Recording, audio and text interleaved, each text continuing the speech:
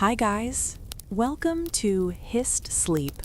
Most people imagine Victorian women as clean, polite, and perfectly refined.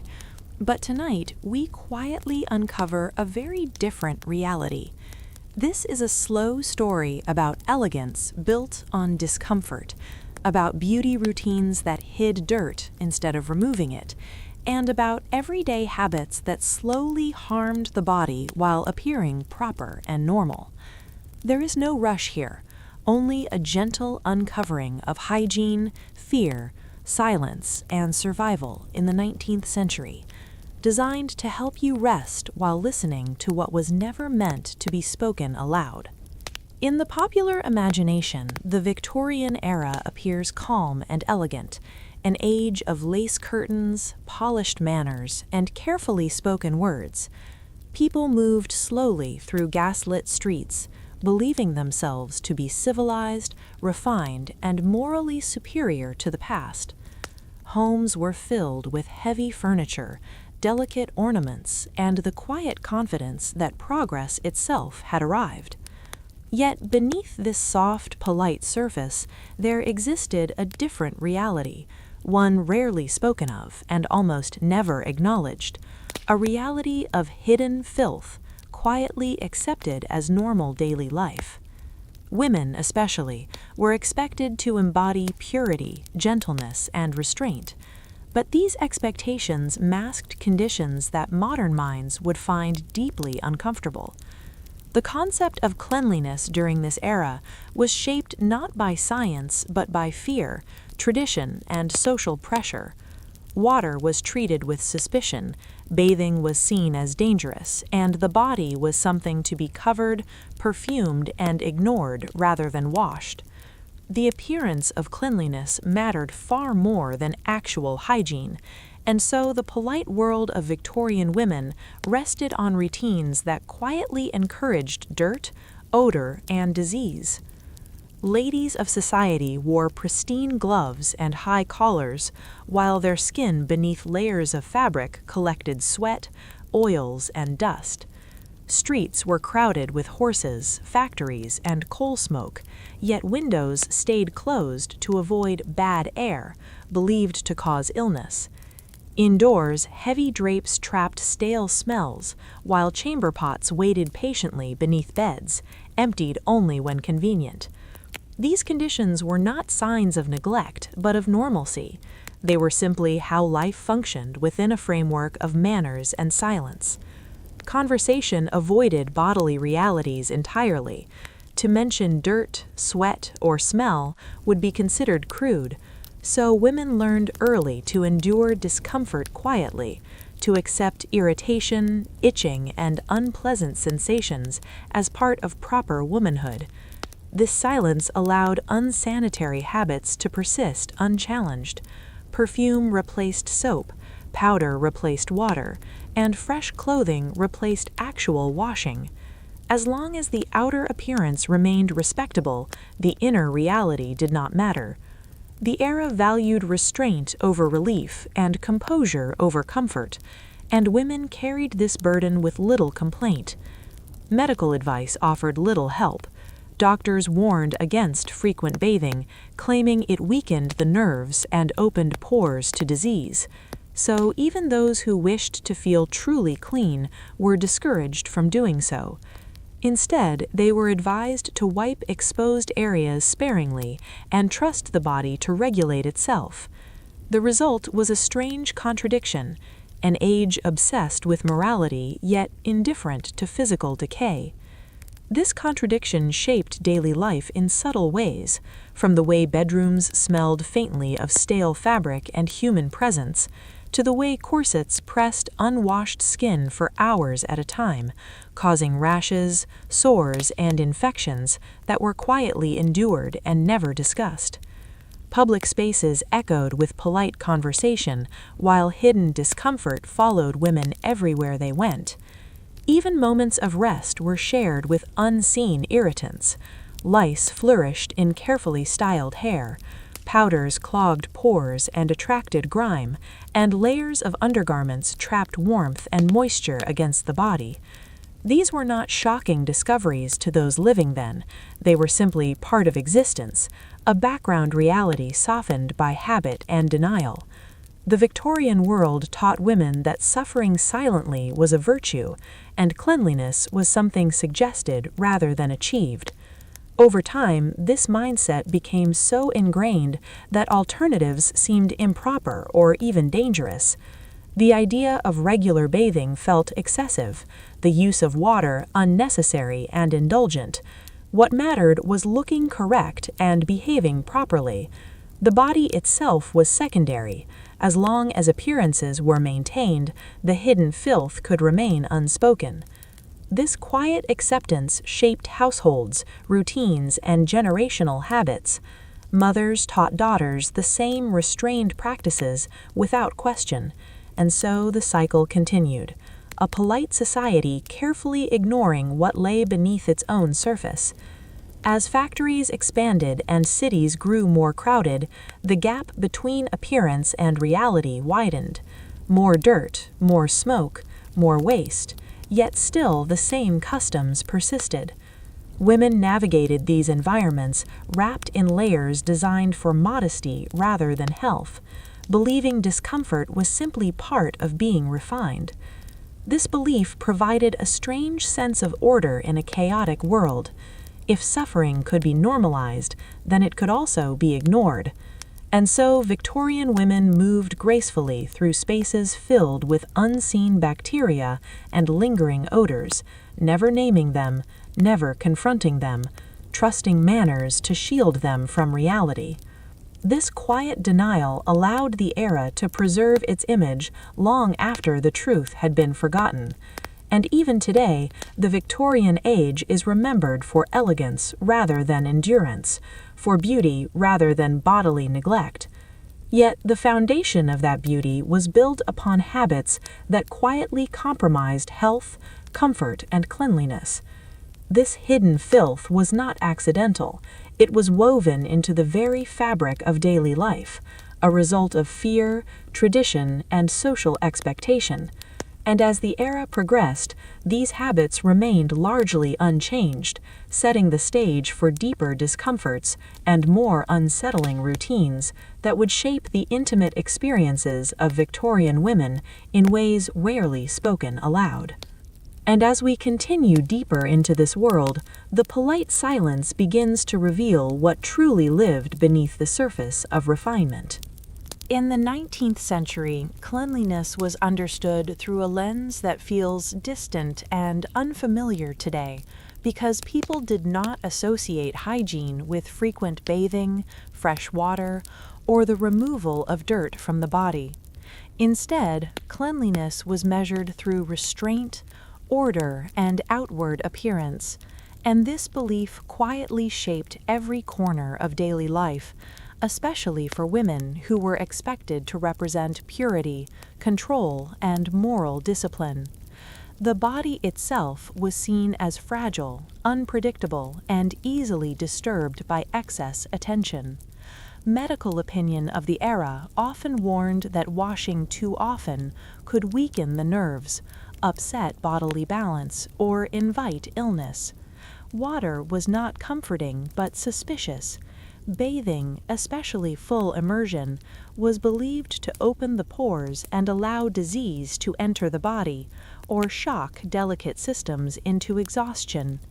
As a result, many women avoided regular bathing entirely, choosing instead small, controlled gestures of cleaning, such as wiping the face, hands, and neck, while leaving the rest of the body untouched for long periods of time. This approach did not feel careless within the logic of the century because disease was poorly understood and appeared without visible cause. Illness was blamed on bad air, sudden temperature changes, emotional disturbance, or moral weakness, rather than invisible organisms. Cleanliness, therefore, became symbolic rather than physical. It was something demonstrated through neat clothing, calm posture, and composed behavior, rather than through washed skin or fresh hair. Women were taught that changing clothes regularly was sufficient, that clean garments equaled a clean body. Undergarments absorbed sweat, oils, and dirt, and were replaced daily or weekly, while the skin beneath remained unwashed for long periods of time. This system seemed practical, modest, and safe. It avoided the perceived dangers of water while satisfying social expectations.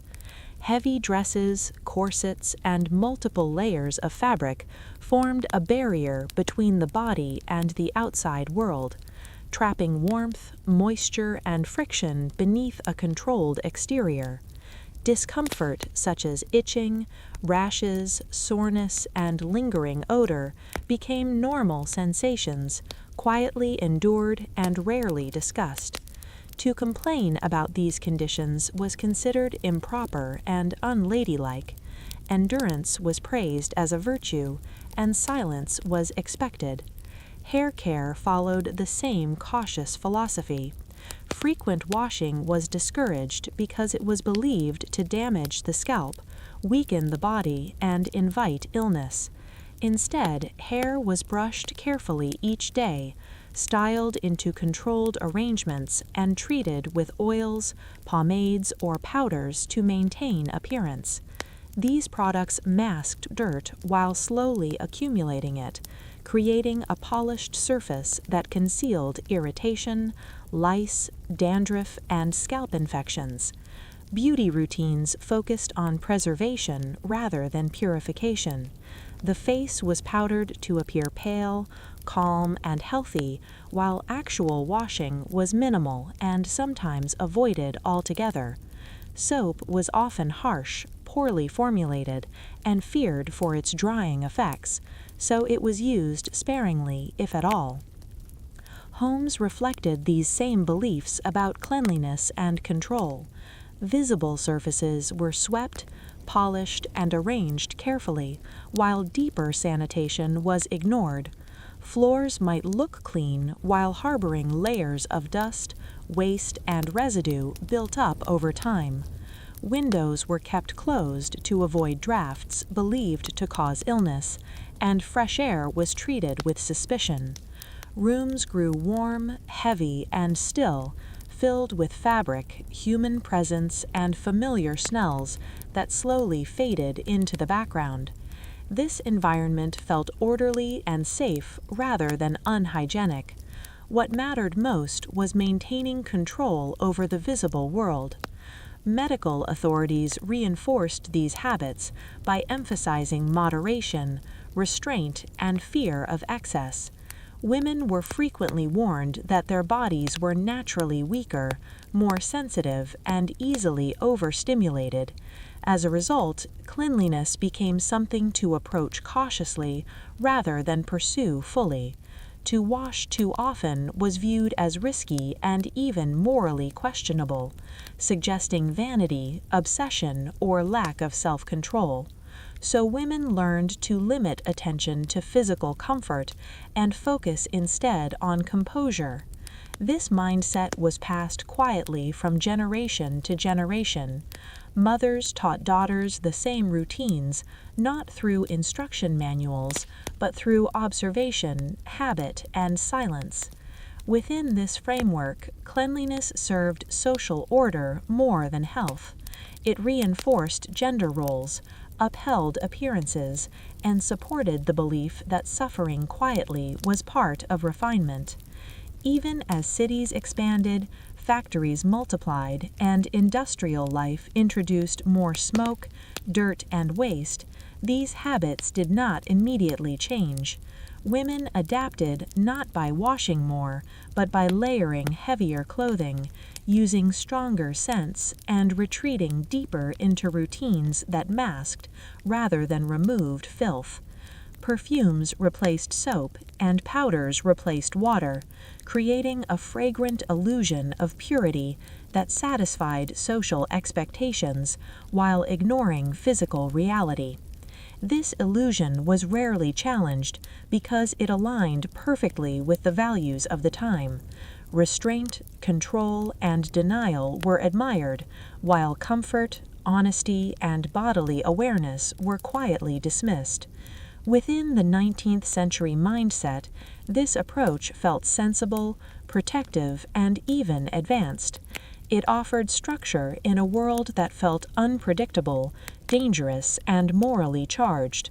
As long as rules were followed, appearances maintained, and discomfort endured, there was reassurance in routine.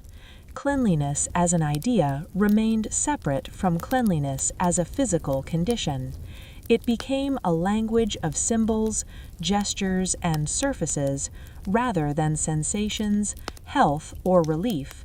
This quiet misunderstanding shaped daily life in ways that were rarely questioned and deeply internalized, affecting how women experienced their bodies, their homes, and their sense of normalcy, preparing the ground for even more restrictive and uncomfortable practices that would quietly define intimate routines as the era moved forward and deeper into silence. In the 19th century, bathing was not the gentle, refreshing ritual that modern minds imagine, but a rare, cautious, and often uncomfortable event, shaped by fear, medical warning, and social habit. For many Victorian women, the idea of immersing the body in water carried anxiety rather than relief. Bathing was believed to disturb the natural balance of the body, weaken the nerves, and invite illness through opened pores. Doctors frequently advised moderation and restraint, warning that too much water could shock the system, especially in women whose bodies were considered fragile and easily overstimulated. As a result, full baths were avoided whenever possible and treated as serious undertakings rather than daily comforts. When bathing did occur, it was often infrequent, sometimes only a few times a year, and prepared with careful planning. Water had to be heated, carried, and reused, which made the process physically demanding and time-consuming. This effort reinforced the idea that bathing was an exceptional act rather than a routine necessity. Many women relied instead on partial cleaning methods, wiping visible areas such as the face, neck, hands, and feet with damp cloths, while leaving the rest of the body untouched for long stretches of time. This approach felt sensible within the beliefs of the era, because cleanliness was associated with appearance rather than sensation. As long as a woman looked neat, smelled acceptably pleasant, and behaved properly, there was little reason to question deeper hygiene. The bath itself was often an uncomfortable experience. Water temperature was difficult to regulate and could swing from uncomfortably cold to dangerously hot. Fear of chills, drafts, and sudden illness surrounded the process. Windows were kept closed, and movement afterward was minimized to prevent exposure to air believed to cause sickness. Bathing, therefore, became an anxious ritual filled with caution rather than enjoyment. Women were taught to endure it quickly and quietly, without indulgence. The concept of soaking for relaxation would have seemed unnecessary, excessive, or even immoral. Bathing spaces were not designed for comfort. Tubs were often portable metal or wooden containers placed temporarily in rooms not intended for washing. Privacy was limited, and modesty remained a constant concern. These conditions made the act feel awkward rather than soothing, further reinforcing the belief that bathing was something to be endured rather than embraced. For many women, the experience ended with exhaustion rather than refreshment. The body weakened rather than renewed. Soap, when used, was often harsh, irritating, and poorly formulated, causing dryness, redness, and discomfort that lingered long after the bath ended. This reinforced fears that washing damaged the skin and upset the body's natural state, so women learned to associate bathing with negative outcomes rather than cleanliness. Over time, avoidance became habitual. Bathing was postponed, delayed, and sometimes skipped entirely in favor of dry cleaning methods. Powders, perfumes, and clean clothing were used to mask the signs of accumulated dirt and sweat. These substitutes created an illusion of freshness without addressing the underlying condition. Heavy clothing absorbed odors and moisture, acting as a barrier between the body and the outside world. Undergarments were changed, while skin remained untouched, allowing layers of residue to build slowly and invisibly. This buildup was rarely acknowledged because it was not immediately visible and therefore not socially relevant.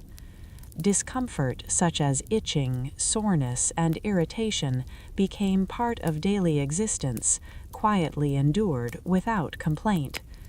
Bathing being rare meant that these sensations lingered longer and blended into normal bodily awareness.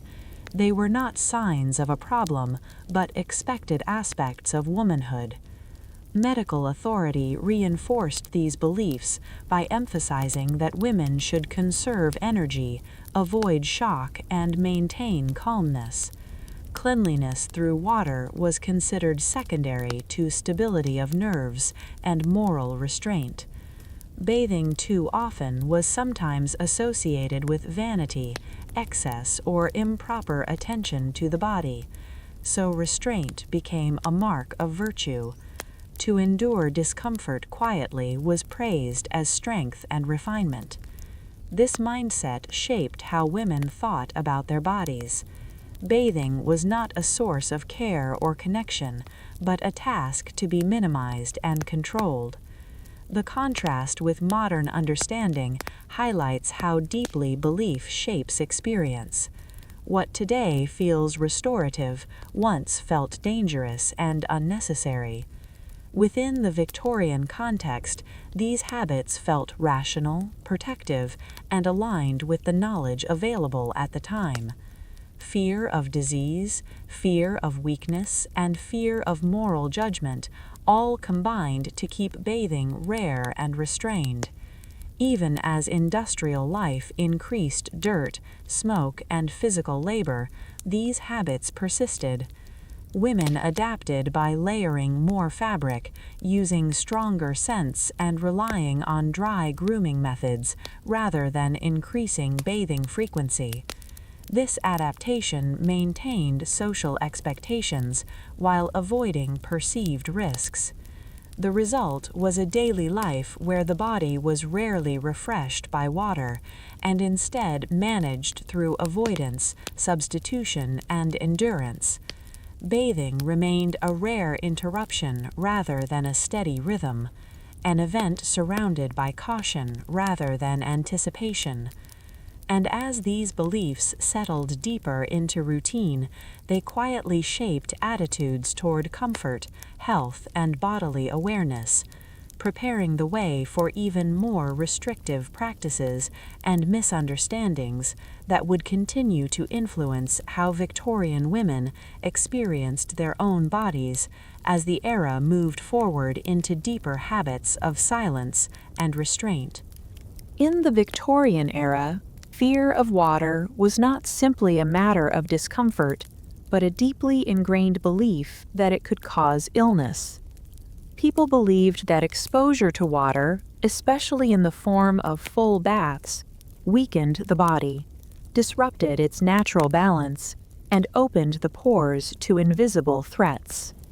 Medical authorities of the time often reinforced these ideas by warning that sudden immersion, hot or cold, shocked the nerves and invited disease.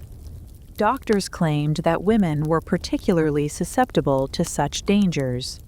The female body was considered delicate and easily destabilized, so caution and avoidance became central to daily life. Even the simplest acts of washing hands or splashing the face were approached with hesitation and careful deliberation. Water was not a source of refreshment or cleanliness, but a potential hazard. Households developed elaborate routines to minimize exposure. Sponging and wiping became substitutes for bathing.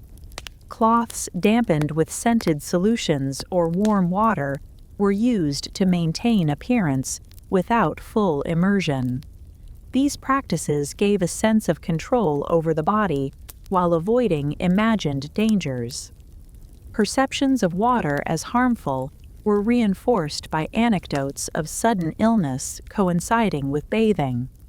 Stories circulated quietly among families about women falling ill after washing. These tales were often accepted without skepticism and became part of collective understanding. Within this context, daily life revolved around avoidance.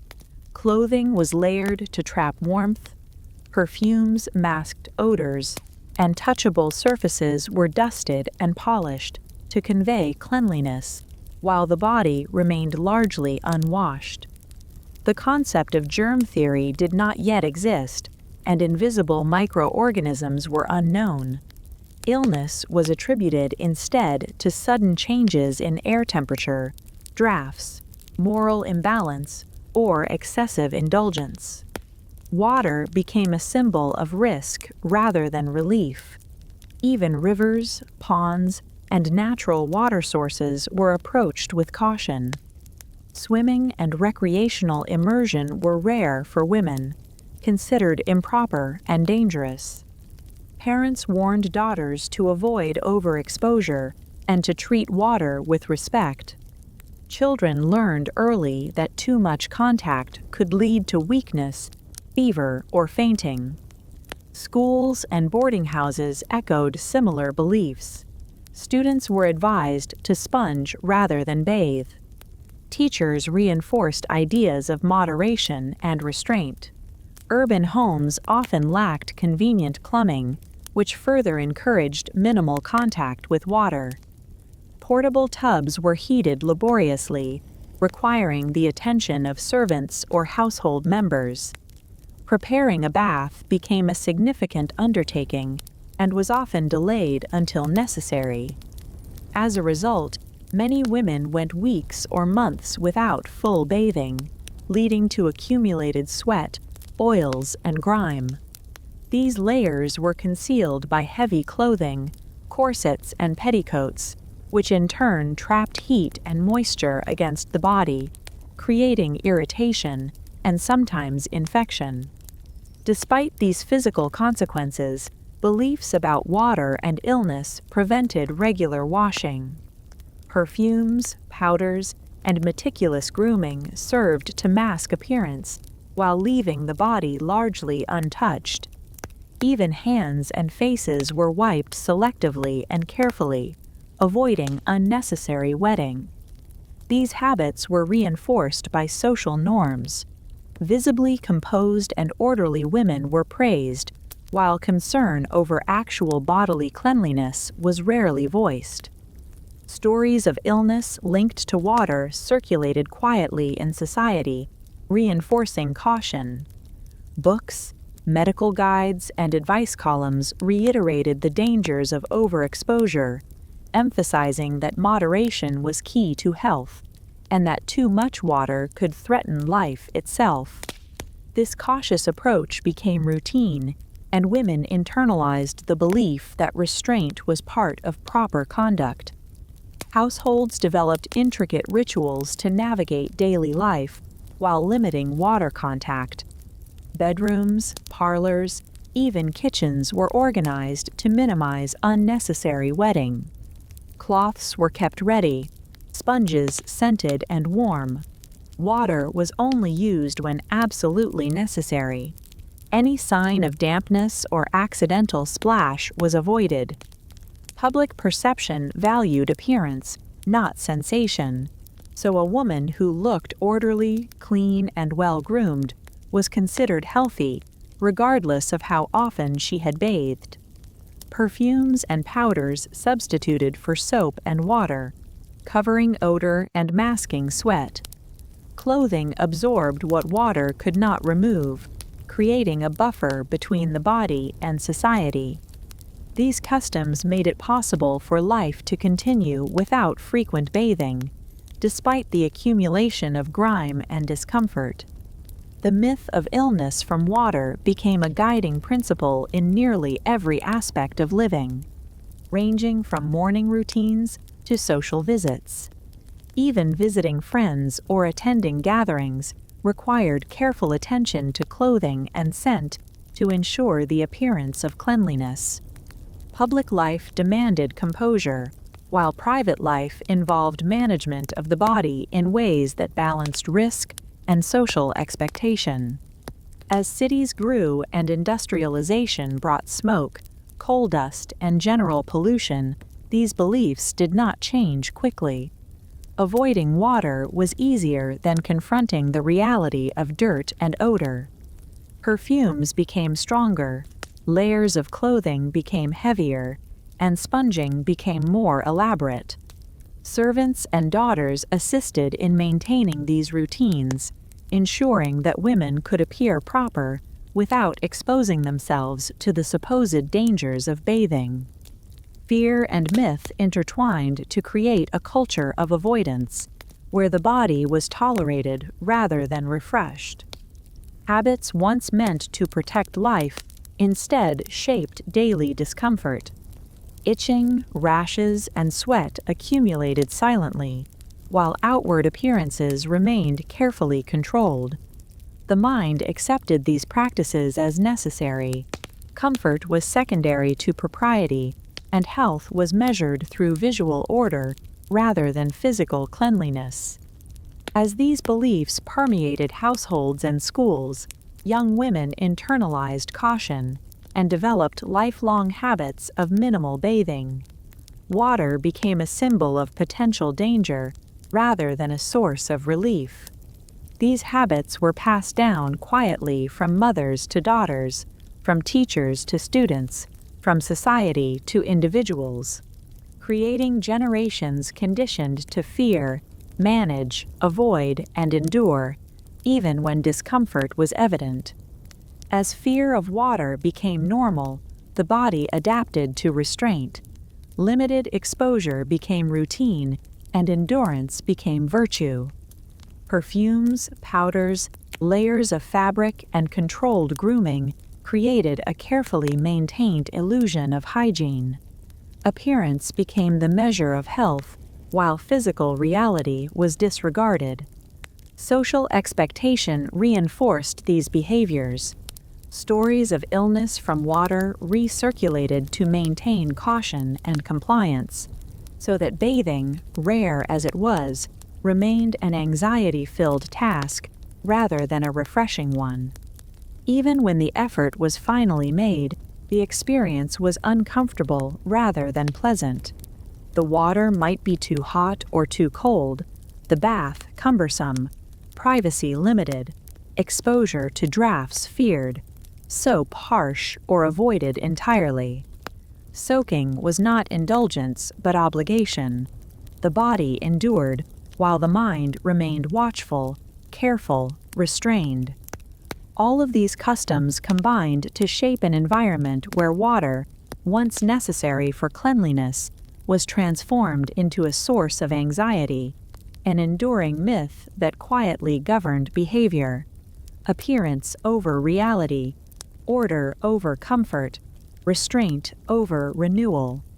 These ideas quietly set the stage for further routines and practices that would continue to define Victorian women's experience of their bodies and daily life. And as this quiet fear persisted, it prepared the way for the more intimate rituals, substitutions, and silent endurance that would unfold in the following chapters of daily life within the 19th century home. In the Victorian era, perfume was not simply a pleasant accessory, but a crucial tool for managing hygiene, as regular bathing was rare and often considered dangerous. Women relied heavily on scented oils, waters, and powders to create an illusion of cleanliness.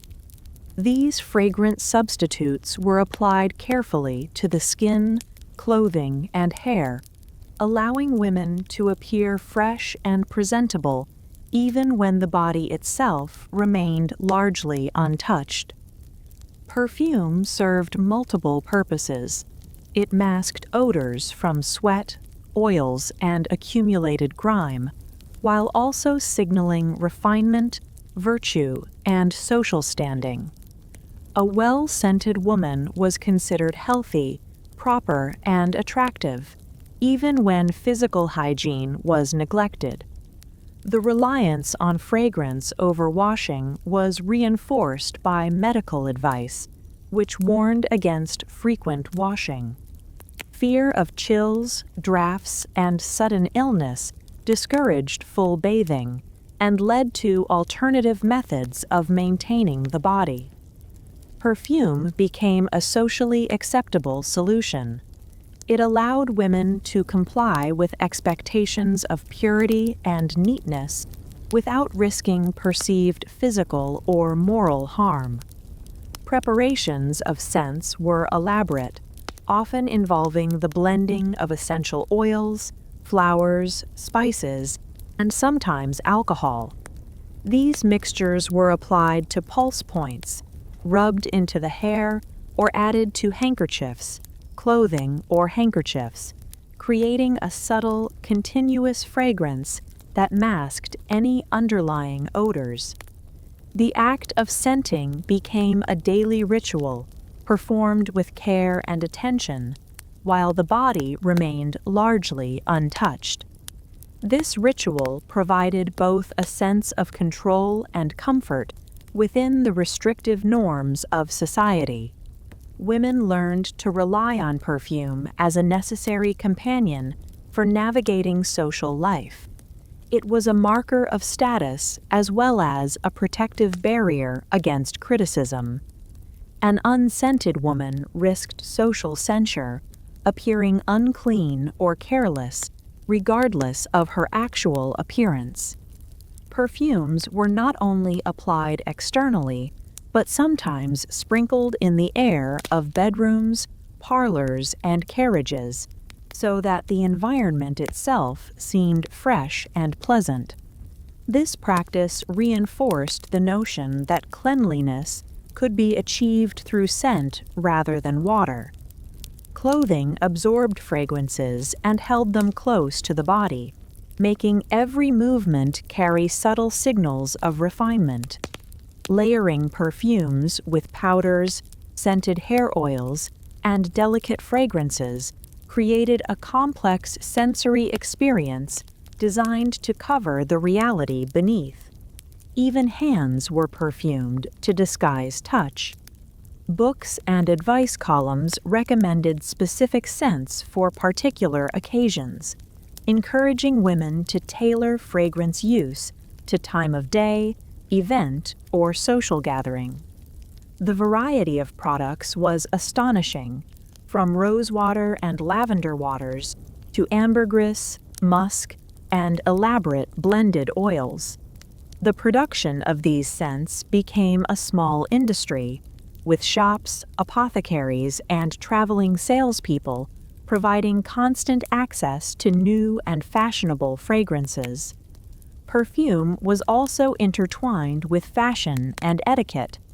As a visible or olfactory signal of refinement, it allowed women to meet social expectations without engaging in physically risky or uncomfortable cleaning rituals. The reliance on fragrance over washing shaped personal habits and household routines. Clothing was often changed and perfumed, while the body remained unwashed. Undergarments absorbed sweat and odor and were themselves lightly scented to maintain an illusion of freshness. Handkerchiefs, fans, and gloves were all treated with scent, creating layers of fragrance to cover the body's natural odors. These practices required careful knowledge and attention. Skills were passed from mother to daughter, from governess to pupil, and through social observation. Perfume became an integral part of daily life, a slow, deliberate performance that reinforced social identity while minimizing physical engagement with water. The use of fragrance also allowed women to navigate public spaces with confidence, as the scent suggested health, order, refinement, and moral virtue, even when the body beneath remained largely neglected. Perfume replaced conversation about hygiene. It became a quiet code, an understood signal that everything was under control, while actual bathing remained rare and feared. Perfume was versatile, adapted for different environments: indoors, rail travel, visits, even long carriage rides. Applied in small amounts on wrists, behind ears, and at the neckline, creating an invisible shield of scent that both reassured the wearer and signaled propriety to observers. The daily ritual of applying perfumes, powders, and scented oils could take significant time and attention, each layer building upon the last to ensure a continuous impression of freshness. These routines were not only practical, but comforting, providing a sense of mastery and calm within the limitations of restricted bathing. Servants and daughters assisted in preparing scented mixtures, helping to maintain consistency and ensuring the fragrance lingered through the day. Perfume was thus a substitute for the physical cleanliness that was feared, avoided, and socially discouraged. As a result, the body became a site of endurance, while perfume provided a socially acceptable mask. Indoors, the air itself was scented with flowers, woods, spices, and alcohol, maintaining an environment that reinforced the illusion of hygiene and refinement. The reliance on perfume also shaped social expectations, as women judged each other by the quality, placement, and subtlety of fragrance, not by the actual state of skin or hair. This emphasis on scent created a culture where appearances mattered more than physical reality. Even in intimate spaces, perfume acted as a buffer, covering the evidence of infrequent bathing and bodily accumulation. Its presence was constant and expected. Young women learned to integrate scent into daily routine, combining powders, scented oils, and light applications to clothing and hair, creating a continuous system designed to maintain social acceptability while avoiding exposure to water and the risks it supposedly carried. This system of fragrance, carefully layered and thoughtfully applied, was a quiet reassurance, a method of surviving socially without engaging in physically risky or uncomfortable cleaning rituals.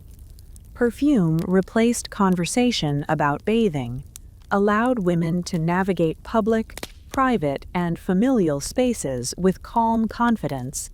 And as these scented routines settled deeply into daily life, they set the stage for even more intricate habits of appearance management, masking, and endurance that would quietly define Victorian experiences of the body, preparing us for the next intimate realities of daily existence that will unfold in the chapters to come, where scent, clothing, and powder intersected with health, comfort, and social expectation in ways that were deeply ingrained, subtle, continuous, and enduring. In the Victorian era, clothing was not simply a matter of fashion, but a complex system that shaped daily life and influenced personal comfort and hygiene. Women wore multiple layers of garments, including chemises, petticoats, corsets, skirts, and outer dresses, each layer designed for modesty, social expectation and appearance, rather than physical comfort or cleanliness. These layers trapped warmth, moisture, and sweat against the body, creating conditions that modern minds would find uncomfortable or even unhealthy.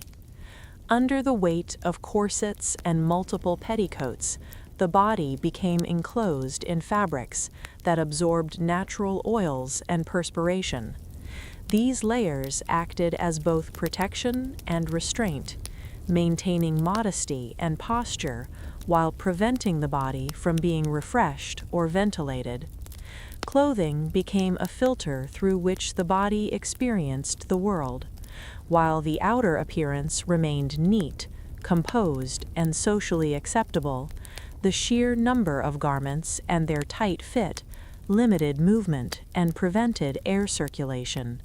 Heat and moisture built up slowly within each layer, creating subtle irritation that became a constant background sensation. Itching, pressure, friction, and warmth were endured silently as part of expectations of refinement. Endurance was praised while complaints were considered unladylike and improper. As daily life continued, these conditions contributed to the accumulation of sweat, skin oils, dead cells, and other residues within the layers of clothing. Undergarments absorbed much of this material and were changed regularly, while the skin beneath remained largely untouched, maintaining the illusion of cleanliness through fresh garments, while the body itself was quietly neglected. The fabrics themselves could retain odors, dust, and dirt, even after being aired or lightly cleaned. Perfumes, powders, and scented oils were often applied to mitigate these effects. Layer upon layer, these measures created a carefully controlled facade that allowed women to navigate society with confidence, while the body endured in silence. Servants, maidens, and family members assisted in maintaining clothing routines, ensuring garments were changed, pressed, and scented according to social norms. Even the placement of layers followed careful rules. Undergarments closest to the body to absorb moisture, outer layers for display and modesty, intermediate layers for shape and warmth. These garments were heavy and elaborate, requiring attention, practice, and sometimes strength to put on. Fastenings such as hooks, buttons, laces, and ties demanded skill and patience. Misalignment or looseness was considered sloppy and improper, so women learned to endure discomfort to maintain visual perfection. The cumulative effect of these layers influenced the body's experience throughout the day.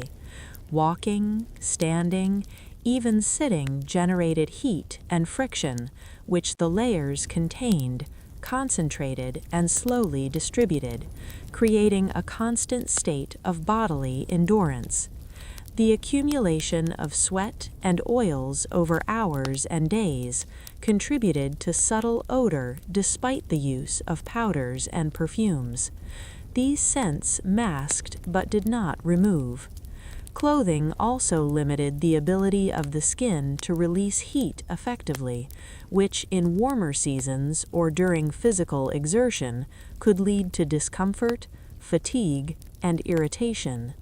While modern understanding of hygiene emphasizes bathing and ventilation, Victorian women relied on layering, perfume, and powders to manage the sensory and social aspects of hygiene.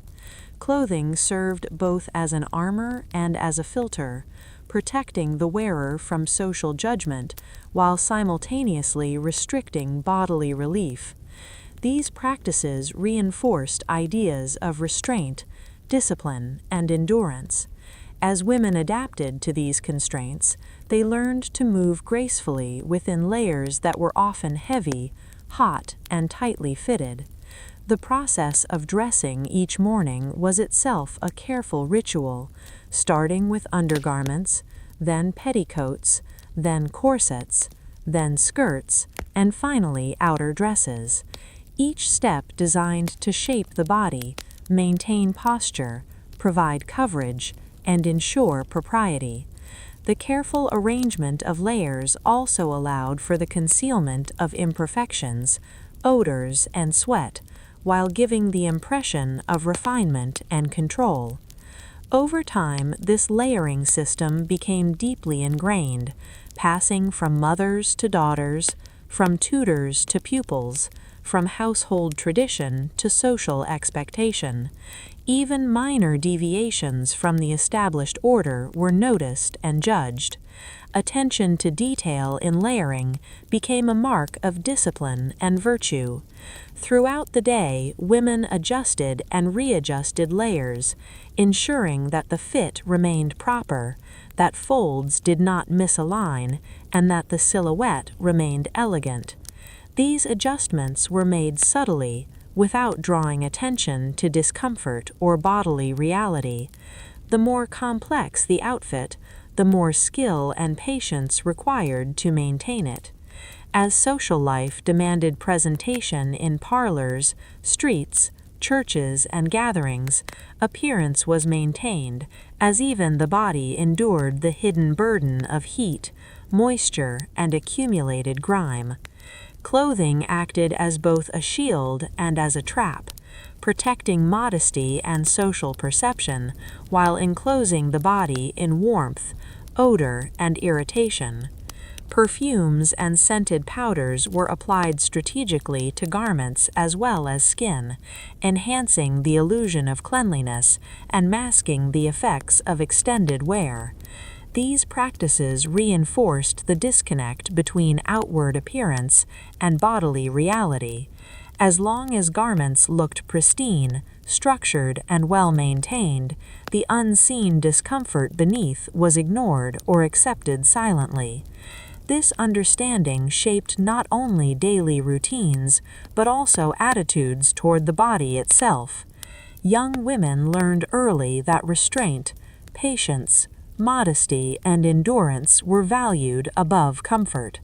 Physical sensations of warmth, itching, pressure, or odor were to be tolerated. Clothing became a language, signaling status, discipline, and propriety, while simultaneously regulating the body and its interactions with the external environment. Over time, the habitual layering of garments, combined with strategic use of perfume and powders, created a culture in which appearance could be maintained despite the accumulation of sweat, grime, and irritation beneath the surface. These habits were quietly normalized and internalized, becoming a framework for understanding health, refinement, and femininity in the 19th century. Even as industrial cities expanded, dust, coal smoke, and general pollution entered homes. Layering, perfumes, and careful grooming served to buffer and protect appearances, ensuring that social expectations were met while the body remained largely unwashed, discomfort endured, and sensory signals masked. These routines continued to define daily life, preparing women for a lifetime of subtle endurance, strategic concealment, and reliance on clothing and fragrance as tools for navigating social life. As layers of fabric trapped sweat and grime, the body adapted to restraint and invisibility, allowing the outer world to perceive order, cleanliness, and elegance, while internally the body experienced moisture, heat, odor, and accumulated residue, creating a quiet tension between appearance and reality, comfort and propriety, health and social expectation. These routines, deeply embedded, prepared the stage for further adaptations in grooming, fragrance, clothing, and personal endurance, leading seamlessly into the next aspects of Victorian daily life, where the subtle management of body, appearance, and perception continued to shape every intimate and public experience of women within the 19th century household. In the Victorian era, hair was not washed frequently, as the prevailing beliefs about water, illness, delicacy, and virtue dictated restraint and caution. For many women, hair care was a slow, deliberate, highly structured practice designed to maintain appearance, manage odor, hide grime, control lice, and align with social expectations. Full washing was rare, often limited to a few times a year, while brushing, combing, and the application of oils, ointments, and powders maintained the illusion of cleanliness and order. Young girls were taught from early childhood that washing too often could weaken the scalp, shock the nerves, or disrupt the delicate balance of health. Medical authorities reinforced these ideas, warning that water could open the pores and invite unseen disease. Fear, tradition, and social expectation combined to make frequent washing unthinkable.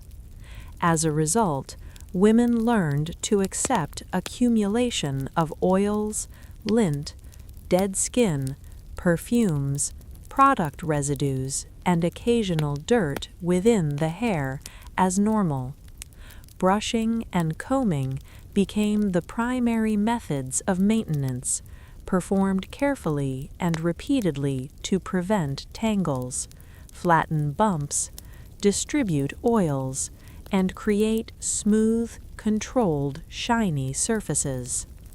These practices demanded patience and skill, as hair was long, thick, and heavy. Accumulated residue could be substantial. Accessories such as combs, brushes, pins, patches, and ribbons were used to manage both appearance and volume. Braids, twists, and buns concealed uneven growth, knots, or visible dirt. Styles were dictated not by ease or comfort, but by social norms, public appearance, and personal discipline.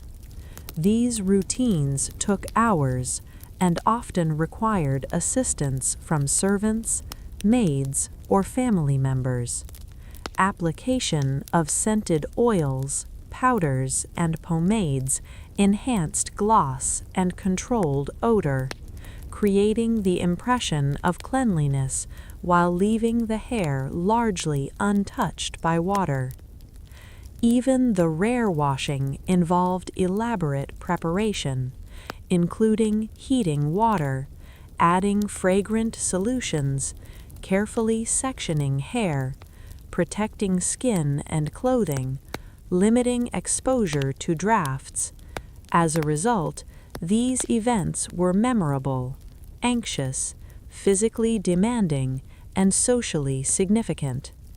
Young women anticipated them with both relief and apprehension.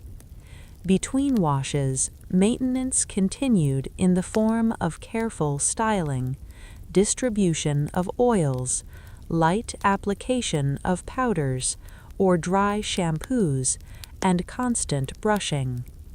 Lice, flaking, grime, and accumulated scent were managed strategically, never openly acknowledged but subtly concealed. Attention to detail was paramount. Even small imperfections could be noticed by family, visitors, or peers. Discipline, patience, and endurance became virtues. While the body adapted to these routines, over time, oiliness, odor, slight irritation, and hidden dirt became familiar sensations, internalized and rarely questioned. These practices extended beyond individual hair care, affecting how women slept, what head coverings were worn, how pillows and bedding were arranged, and how private spaces were scented.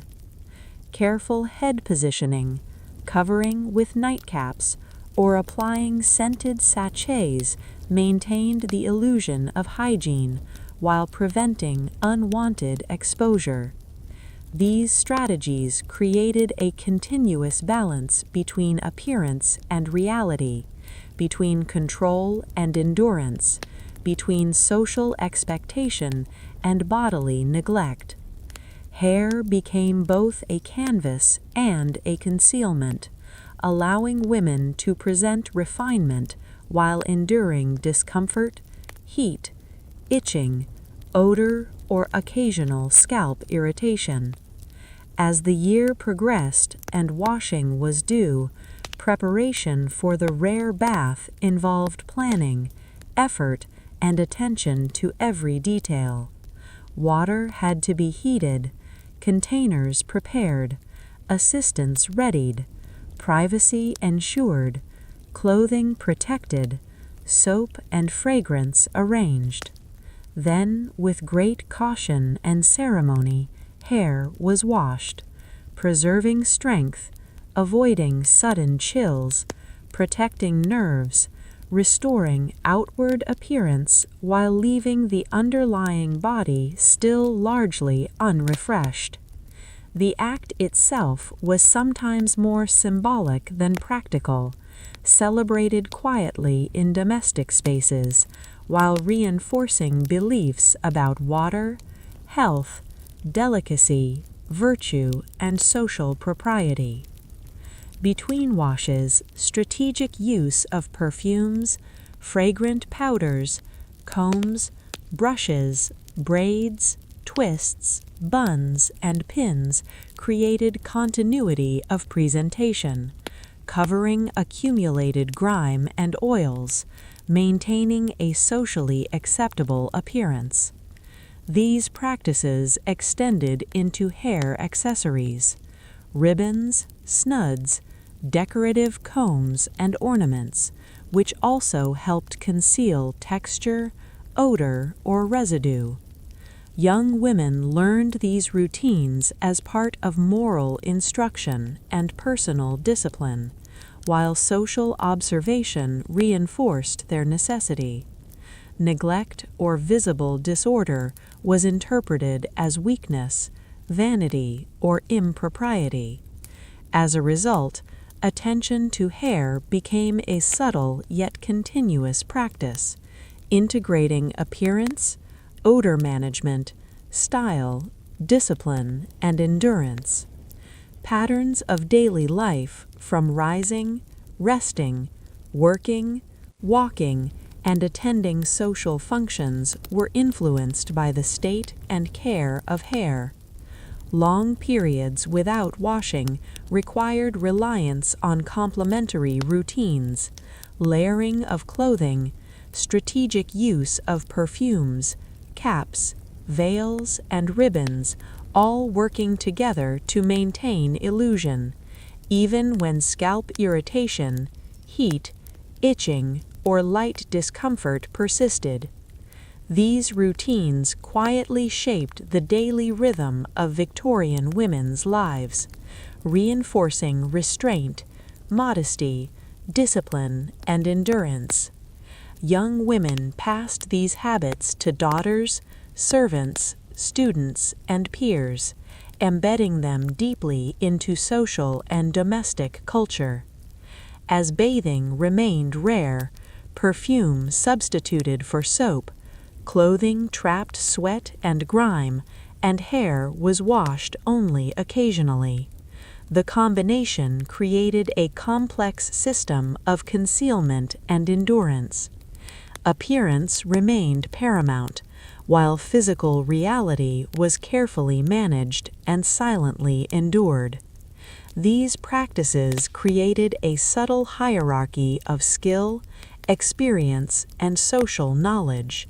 Mastery over hair, accessories, fragrance, and clothing indicated refinement, discipline, virtue, and social intelligence, while the body adapted silently, developing resilience, accepting discomfort, heat, odor, and accumulated residue as normal, internalizing the cultural message that endurance, restraint, and social propriety were more important than personal comfort, health, or the sensation of cleanliness. These habits structured daily life, structured personal time, shaped domestic routines, and framed social interactions, establishing a slow, deliberate rhythm of preparation, management, masking, and endurance that would continue to influence behavior across years and generations, leading naturally into the next aspects of Victorian grooming: appearance, discipline, and domestic management, where the body. In the Victorian era, powders, pomades, and grease-based beauty products were central to women's daily grooming routines, serving as essential tools for maintaining appearance while actual bathing remained rare and restrained. These products were applied strategically to hair, face, scalp, and sometimes clothing, creating a carefully controlled illusion of hygiene and refinement. Powders were commonly made from rice starch, ground minerals, flours, or finely milled chalk, and applied to absorb oils, mask odor, and provide a matte finish. They softened the appearance of skin, hid imperfections, and created a consistent, calm, polished look. Powdering was considered both an aesthetic choice and a method of bodily management. Grease-based pomades were applied to hair, eyebrows, and sometimes cheeks, helping to hold styles, control frizz and shine, while subtly masking dirt and accumulated oils.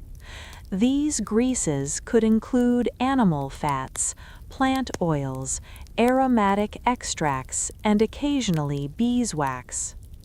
Application was deliberate, using fingers, brushes, or cloths to distribute product evenly. Techniques required patience and skill, as too much product could appear messy, too little would fail to control hair or create the desired smooth appearance. Over time, the repeated use of powders and greases created layers within the hair and on the skin, adding fragrance, texture, and visual polish, while leaving underlying dirt and sweat largely untouched. These products became instruments of control and endurance, allowing women to navigate social expectations while minimizing direct water contact. Application routines were often long, starting with the hair, then the face, then accessories, clothing, and gloves, each stage layered to maintain a continuous sense of order and refinement. Young women were instructed by mothers, governesses, or peers in the subtle art of blending powders and pomades, learning to gauge amounts, placement, pressure, and timing to achieve a socially acceptable result. The daily process could take hours, depending on hair length, style, desired smoothness, and the complexity of the outfit. Once applied, these products required maintenance throughout the day. Brushes, combs, hand movements, or gentle repositioning ensured that powders did not cake, greases did not clump, scents remained present, appearance remained consistent. Perfumes complemented powders and greases, masking residual odor, enhancing the sense of freshness and refinement. All of these practices were deeply intertwined with social perception. A woman's ability to manage powders and greases effectively signaled skill, discipline, refinement, and moral propriety. Failures could result in subtle censure, not for the presence of dirt itself, but for the apparent lack of control. Creams, ointments, and pomades also served practical purposes, helping to protect the skin from irritation, soften hair, prevent breakage, condition scalp, and provide a canvas for powdered beauty. These products were sometimes scented with flowers, spices, alcohols, or essential oils, creating a continuous olfactory layer that reinforced the illusion of cleanliness and order, even when the body remained largely unwashed.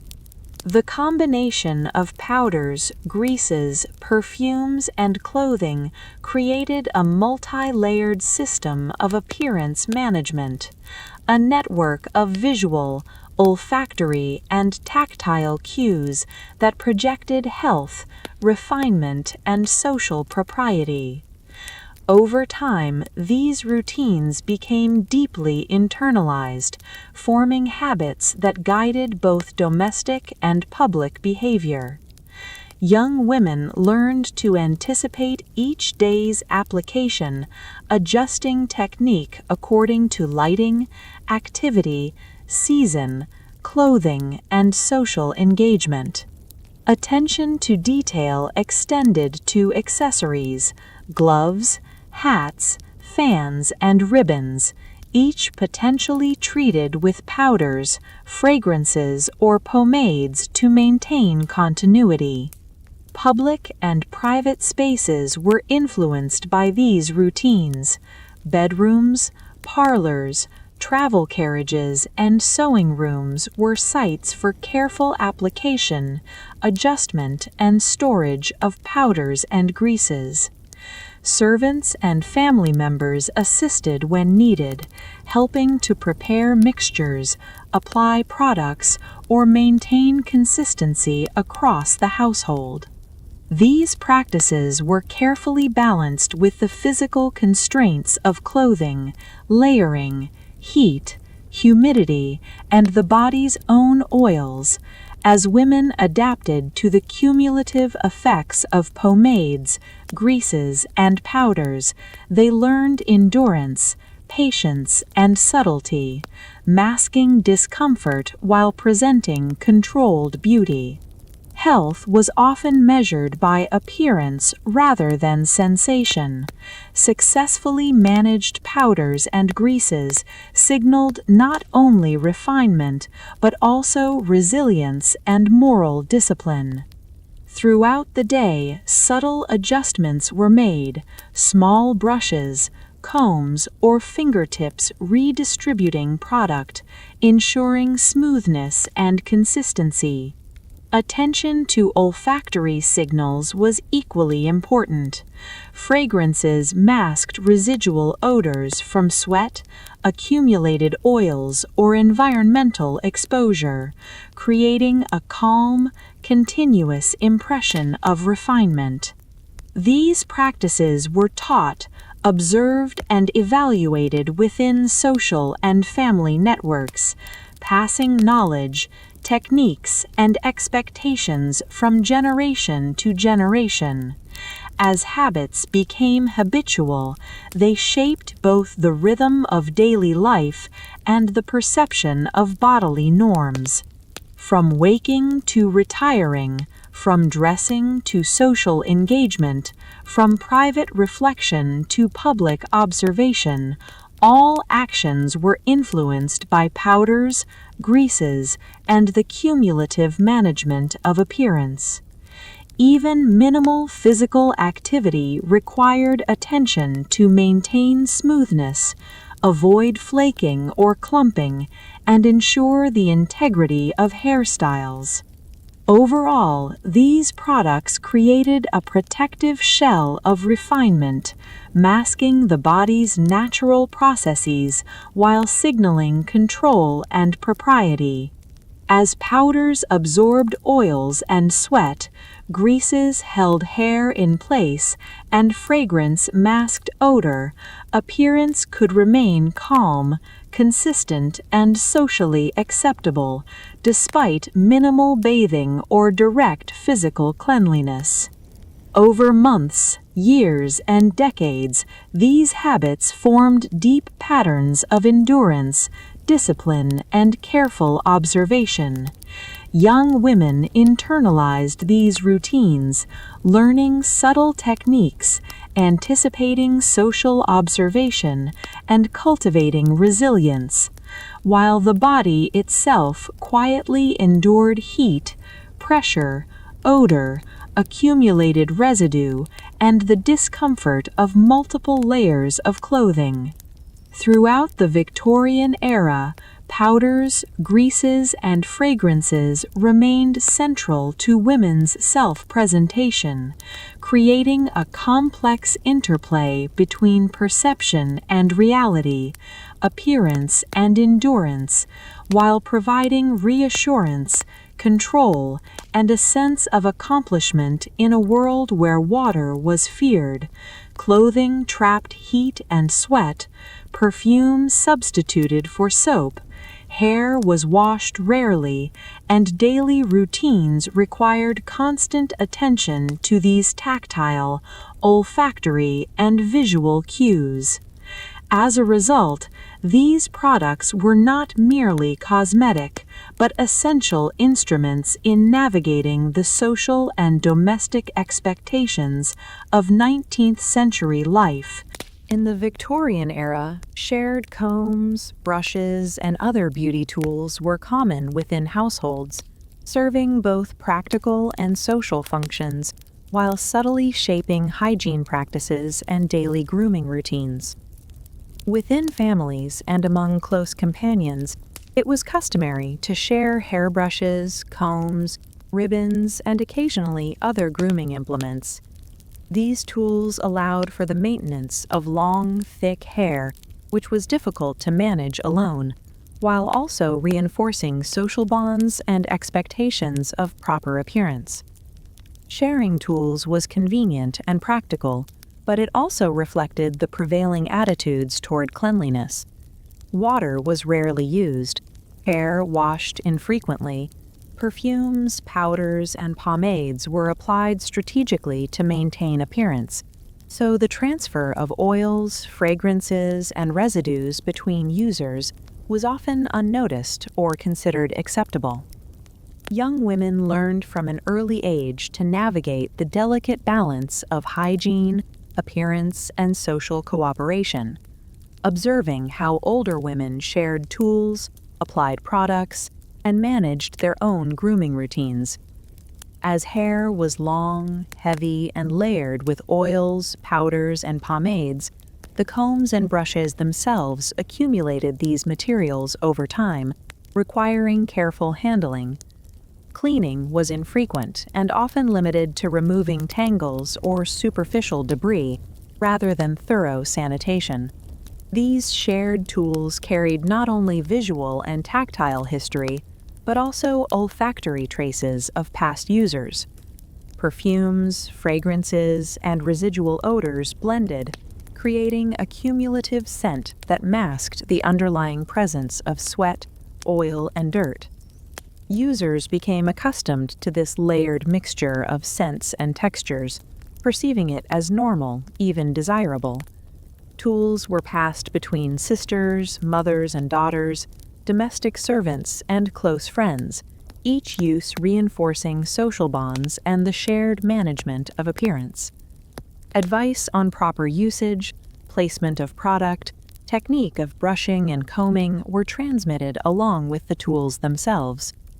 Young women learned subtle strategies for avoiding visible tangles or damage while distributing oils and powders evenly.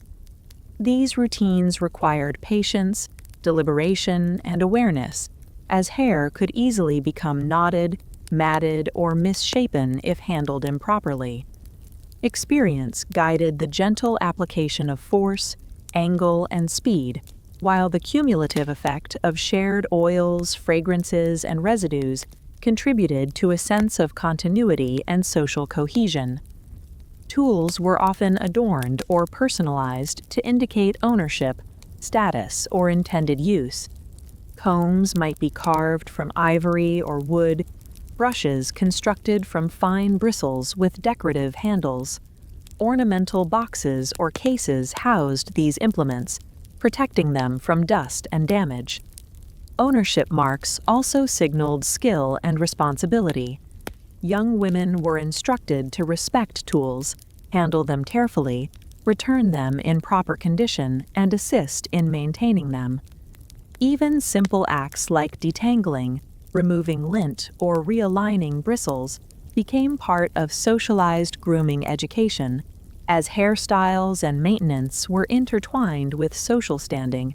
Skillful use of shared tools demonstrated discipline, refinement, and awareness, while careless handling could signal inexperience, disregard, or lack of propriety. The presence of multiple users introduced both practical challenges and subtle social negotiation. Attention had to be paid to the sequence of use, amounts of applied oils or powders, pressure applied during brushing, angle of combing, all to avoid disrupting appearance or disturbing accumulated scents. These micro-practices formed an unwritten code of etiquette surrounding grooming, appearance, and tool use. Even servants learned to follow these patterns, ensuring continuity and maintaining social expectations within the household. Tools also served a symbolic function, representing shared knowledge, skill, discipline, and the transmission of beauty practices across generations. As women used combs and brushes, they internalized lessons about patience, restraint, subtlety, and endurance, while the body itself endured heat, weight, friction, accumulated oils, and powders. These grooming instruments provided the framework within which appearance, odor, texture, and volume were managed effectively, even in the absence of frequent bathing. Over time, the habitual use and sharing of combs, brushes, and tools created a cumulative culture of appearance management, embedded in domestic life, friendships, and family routines. Skill and dexterity with these implements were marks of refinement and social competence. Young women became adept at managing the cumulative residues of past uses, blending oils, powders, fragrances, and accumulated grime into a visually and olfactorily acceptable whole. Attention to subtle detail ensured that hair maintained shape, volume, shine, and a sense of freshness. Tools were cleaned occasionally but rarely sanitized in the modern sense. Soft cloths, brushing out tangles, and occasionally applying a light dusting of powder sufficed.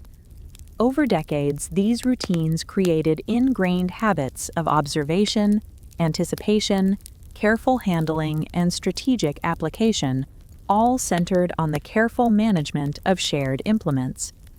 As these rituals were repeated daily and seasonally, they structured domestic life and guided social expectations. Throughout the day, attention to appearance was reinforced, ensuring that shared tools were treated with care, that hair remained smooth and managed, that fragrances were balanced and powders evenly distributed.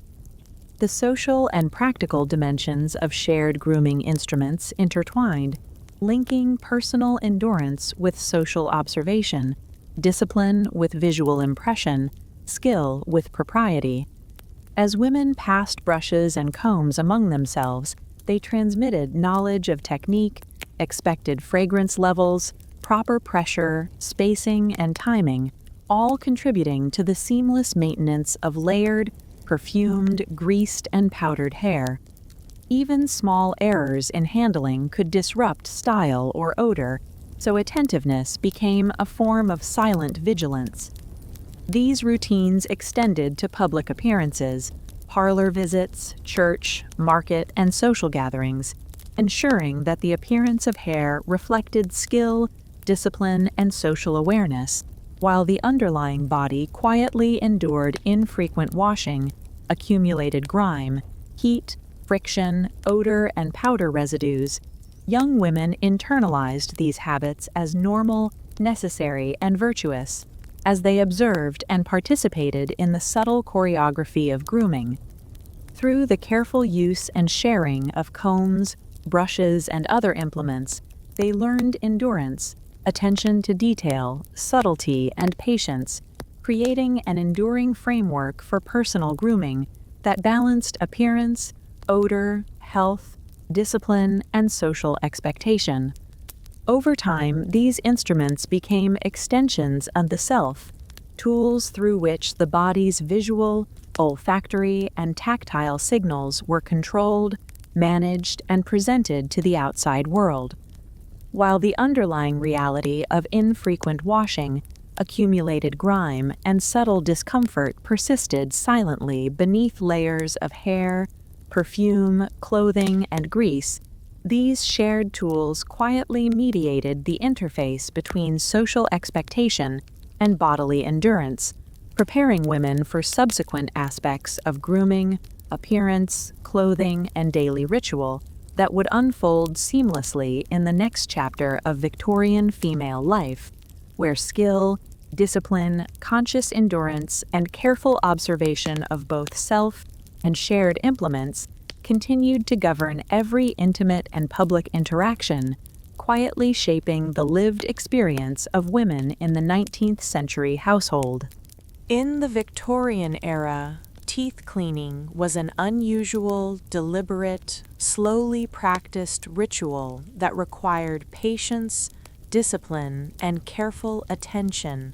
Due to the absence of modern toothpaste, most households relied on simple tools like frayed cloths, twigs, wooden sticks, sponges, or occasionally brushes made from natural fibers and substances such as chalk, ground minerals, herbs, or soap powders to clean teeth.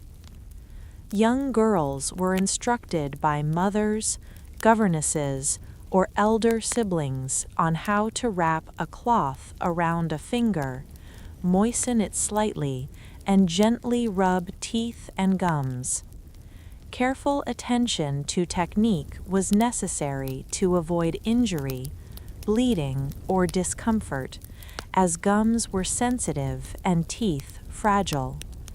Improper cleaning could also result in visible staining or uneven removal of residues. These routines were performed privately, slowly, and methodically, often repeated several times a day, depending on meals, appearance, or the anticipation of social encounters. Oral hygiene was closely tied to social perception, as white, clean teeth were associated with refinement, virtue, discipline, and health, while visible plaque, stains, or bad odor could be interpreted as negligence, impropriety, or weakness. Attention to detail became a moral and social practice, rather than merely a physical one. As brushing or rubbing proceeded, subtle pressure and angle adjustments were used to target crevices between teeth and along gum lines. Experience guided the precise amount of powder or abrasive substance applied, ensuring that cleaning was effective without causing irritation. These slow routines allowed women to develop a calm, methodical approach to daily self-care, transforming what might seem mundane into a meditative, reassuring activity. Herbal powders and ground minerals often carried mild fragrances, masking odors from food or accumulated residues, even if they did not fully remove bacteria. Aromatic additions created a sense of cleanliness, freshness, and social appropriateness. Young women learned to combine oral cleaning with other grooming routines, such as hair care, clothing preparation, perfume application, and powdering, integrating the body, appearance, and scent management into a continuous ritual. Even small deviations from these routines were noticed and reflected upon, as consistency signaled discipline and attention, while carelessness could be seen as a lapse in moral or social responsibility. Oral care also extended to managing breath and overall mouth odor. Subtle rinses with water or herbal infusions were occasionally used, swishing gently to remove particles and enhance freshness, though excessive water contact was limited due to prevailing beliefs that it could invite chills, illness, or shock the delicate body. Parents and governesses emphasized that technique, patience, and careful execution mattered more than speed. Precision and endurance over long periods became part of character formation.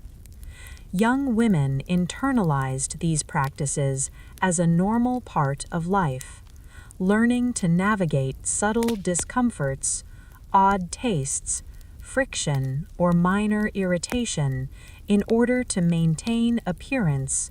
Skillful management of teeth became a marker of refinement and social competence, showing observers that the woman was disciplined, educated, conscientious, and aware. Over time, repeated practice created habitual, calm routines that structured the rhythm of the day, from morning rise to evening rest. Each brushing or rubbing session became part of the quiet architecture of domestic life. Shared tools, if used, introduced a social dimension, as cloths, sticks, or brushes might pass between family members, teaching cooperation, care, and mutual respect. These tools accumulated traces of previous users, including oils, fragrances, and residue, which blended subtly, creating a cumulative sensory experience that became familiar and reassuring. Attention to odors and taste informed the careful use of powders and herbal compounds, ensuring that the mouth remained socially acceptable while avoiding excessive water contact. These routines also shaped attitudes toward health, discipline, and endurance as a controlled, calm performance replaced more invasive or risky cleaning methods. Oral care intersected with other grooming and beauty rituals. Clothing trapped sweat and grime, perfume masked odors, hair was styled and occasionally washed, skin maintained with powders and creams, all integrating with teeth cleaning to form a continuous, deliberate pattern of self-management. Young women learned observation, anticipation, adjustment, and subtle control over both tools and their own actions, as subtle indicators of cleanliness, skill, virtue, and refinement. Even minor lapses in technique could be socially noticeable. Attention to these routines built self-discipline, quiet endurance, and resilience, while providing reassurance that appearance and perception remained under control. Oral care routines often lasted long enough for slow reflection, teaching patience and calm focus. Subtle engagement with texture, pressure, angle, fragrance, and taste cultivated mindfulness and attentiveness.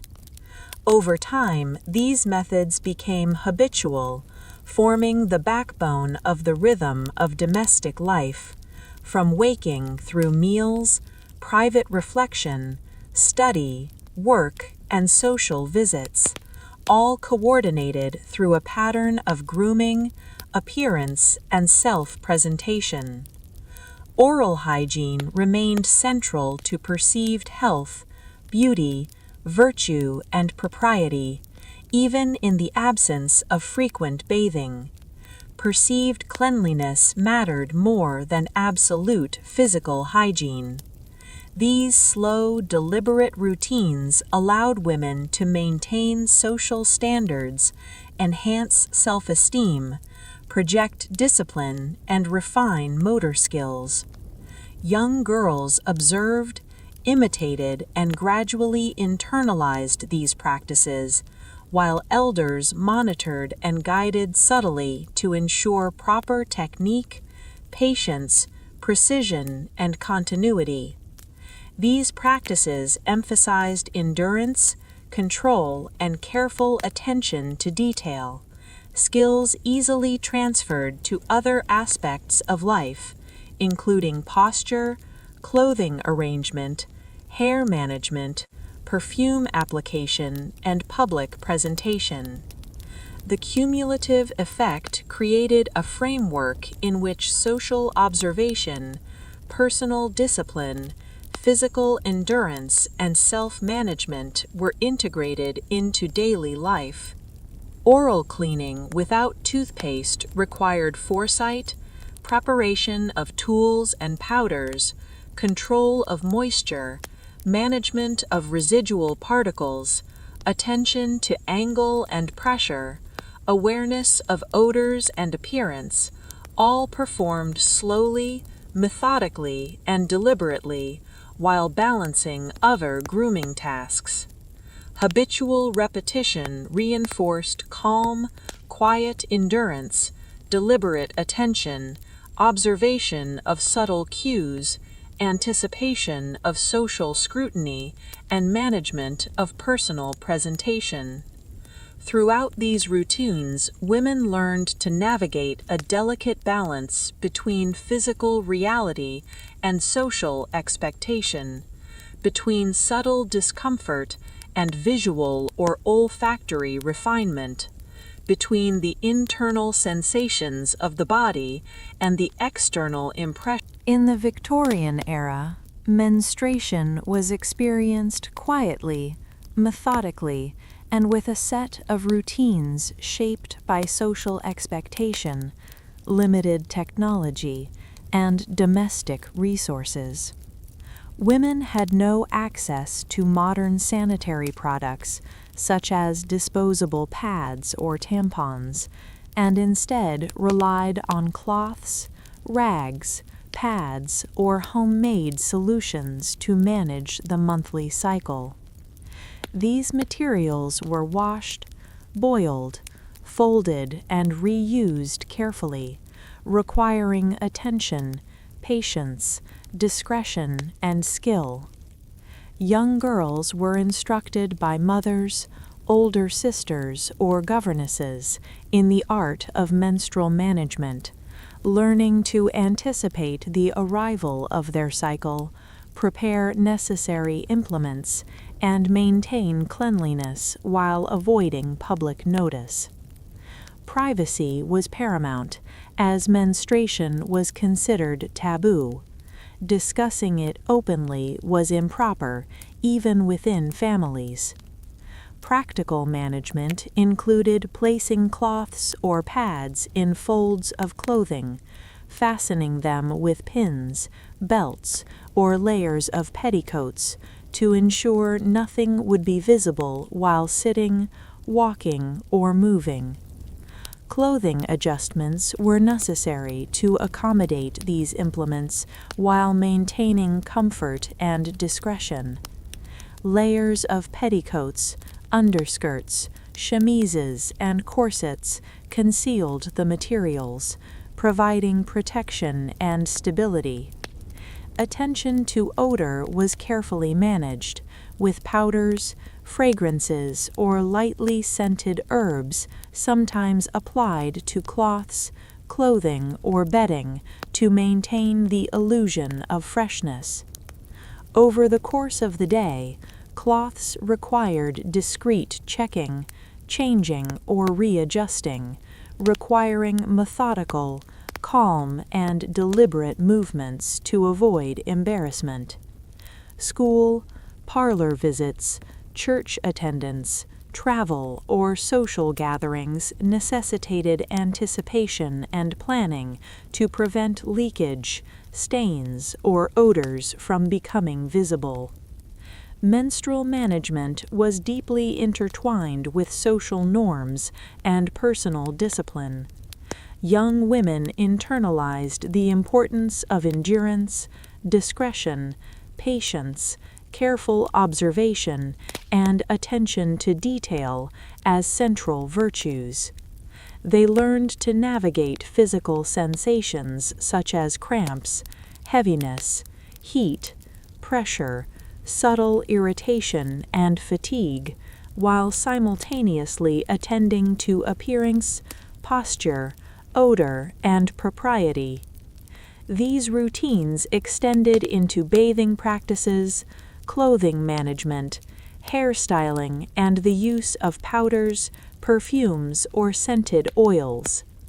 As bathing was infrequent and water sometimes feared, cloths absorbed moisture, odor, and residue, necessitating careful rotation, boiling, folding, and drying in sunlight when possible, though prolonged water exposure was occasionally avoided due to health beliefs. Over time, these practices became habitual, structuring domestic life and creating a rhythm of preparation, maintenance, adjustment, and endurance. Discipline was reinforced because social observation and potential censure influenced every choice. Even minor mistakes could have consequences, so young women developed attentiveness, foresight, skill, and quiet endurance.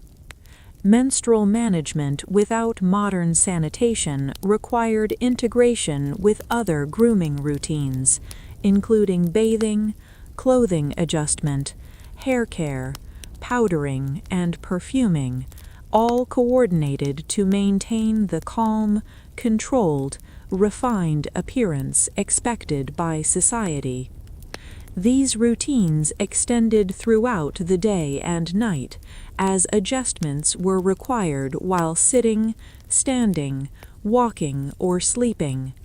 Careful folding, fastening, and positioning of cloths or pads ensured protection and discretion. Attention to odor was sustained through powders, herbs, fragrances, or perfumes applied strategically to clothing, garments, and implements. Young women learned the importance of rhythm, anticipation, patience, precision, and endurance, preparing both body and mind to manage recurring cycles with calmness, methodical care, and subtle observation. Domestic routines, private spaces, and public appearances were all shaped by these practices, as skillful management of layered clothing, cloths, accessories, and scent allowed women to navigate society without drawing attention. Experience taught them to balance bodily sensations with social perception, appearance with endurance, odor control with discretion. Habitual repetition over years created deep internalization of patience, discipline, subtlety, and calm. These routines became the backbone of daily life, from morning rise to evening rest, structuring domestic schedules and private rituals, forming an unbroken pattern of careful, slow, methodical, and deliberate actions. Discipline and endurance became naturalized. Skillful management of menstrual implements was a mark of refinement and social competence. Even minor errors could be observed and noted, reinforcing the importance of awareness, foresight, attention to detail, and quiet endurance. Throughout the menstrual period, women learned to navigate heat, pressure, friction, discomfort, accumulated residues, and odor while maintaining calm, composed appearance and social propriety. These lessons in patience, subtlety, anticipation, and endurance extended beyond the menstrual cycle, informing approaches to other areas of life, including grooming, clothing, perfume, posture, and household management. The interwoven practices of appearance, odor, discretion, and endurance cultivated a continuous, calm, methodical, and deliberate rhythm of life. Knowledge was transmitted through observation, imitation, and guidance, from mothers to daughters, from governesses to pupils, from elder sisters to younger siblings, embedding subtle rituals, techniques, and expectations into domestic culture.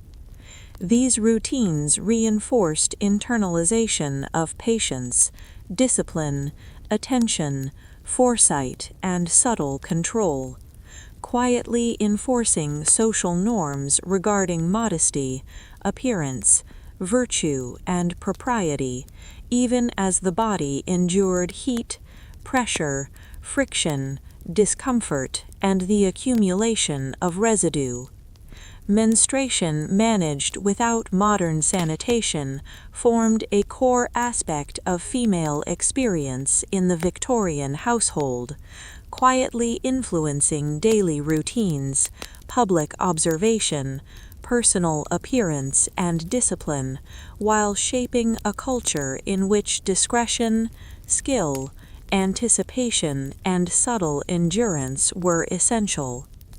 Over time, these habits integrated seamlessly with other aspects of grooming, hair care, clothing, powdering, perfume, and personal hygiene, creating a slow, methodical, continuous pattern of domestic life, emphasizing calm, deliberate, structured care. Preparing women for subsequent aspects of Victorian life, where endurance, skillful management, anticipation, and careful observation continued to define the rhythm of daily life, appearance, and private bodily management in the 19th century household, allowing women to navigate complex social expectations while managing bodily needs in a quiet, methodical, structured, disciplined, controlled, refined, and enduring manner, forming a continuous thread of calm, patience, subtlety, discipline, endurance, and careful observation that shaped both intimate and public experience. In the Victorian era, chamber pots and bedroom hygiene formed an essential, quietly practiced, methodical routine that structured private life. These implements were used for urination and sometimes for bowel movements, especially during the night or when leaving the bedroom was inconvenient, discouraged, or unsafe due to weather or social expectation. Chamber pots were typically made from ceramic, metal, or porcelain, selected carefully for durability, capacity, and ease of cleaning. Young women were taught by mothers, elder sisters or governesses how to manage these implements with discretion, learning the proper placement under beds, inside nightstands, or in discreet corners to ensure privacy and modesty. Attention to odor was essential, as any noticeable smell could reflect poorly on the household or individual. Powders, herbs, and subtle fragrances were often applied to the pot, bed linens, or surrounding area to maintain the illusion of cleanliness. After use, the chamber pots were emptied into privies, cesspits, or outdoor receptacles, carefully handled to prevent spillage, staining, or embarrassment. Cleaning routines included boiling, scrubbing with cloths or brushes, removing residues, and drying thoroughly, all performed calmly, methodically, and deliberately.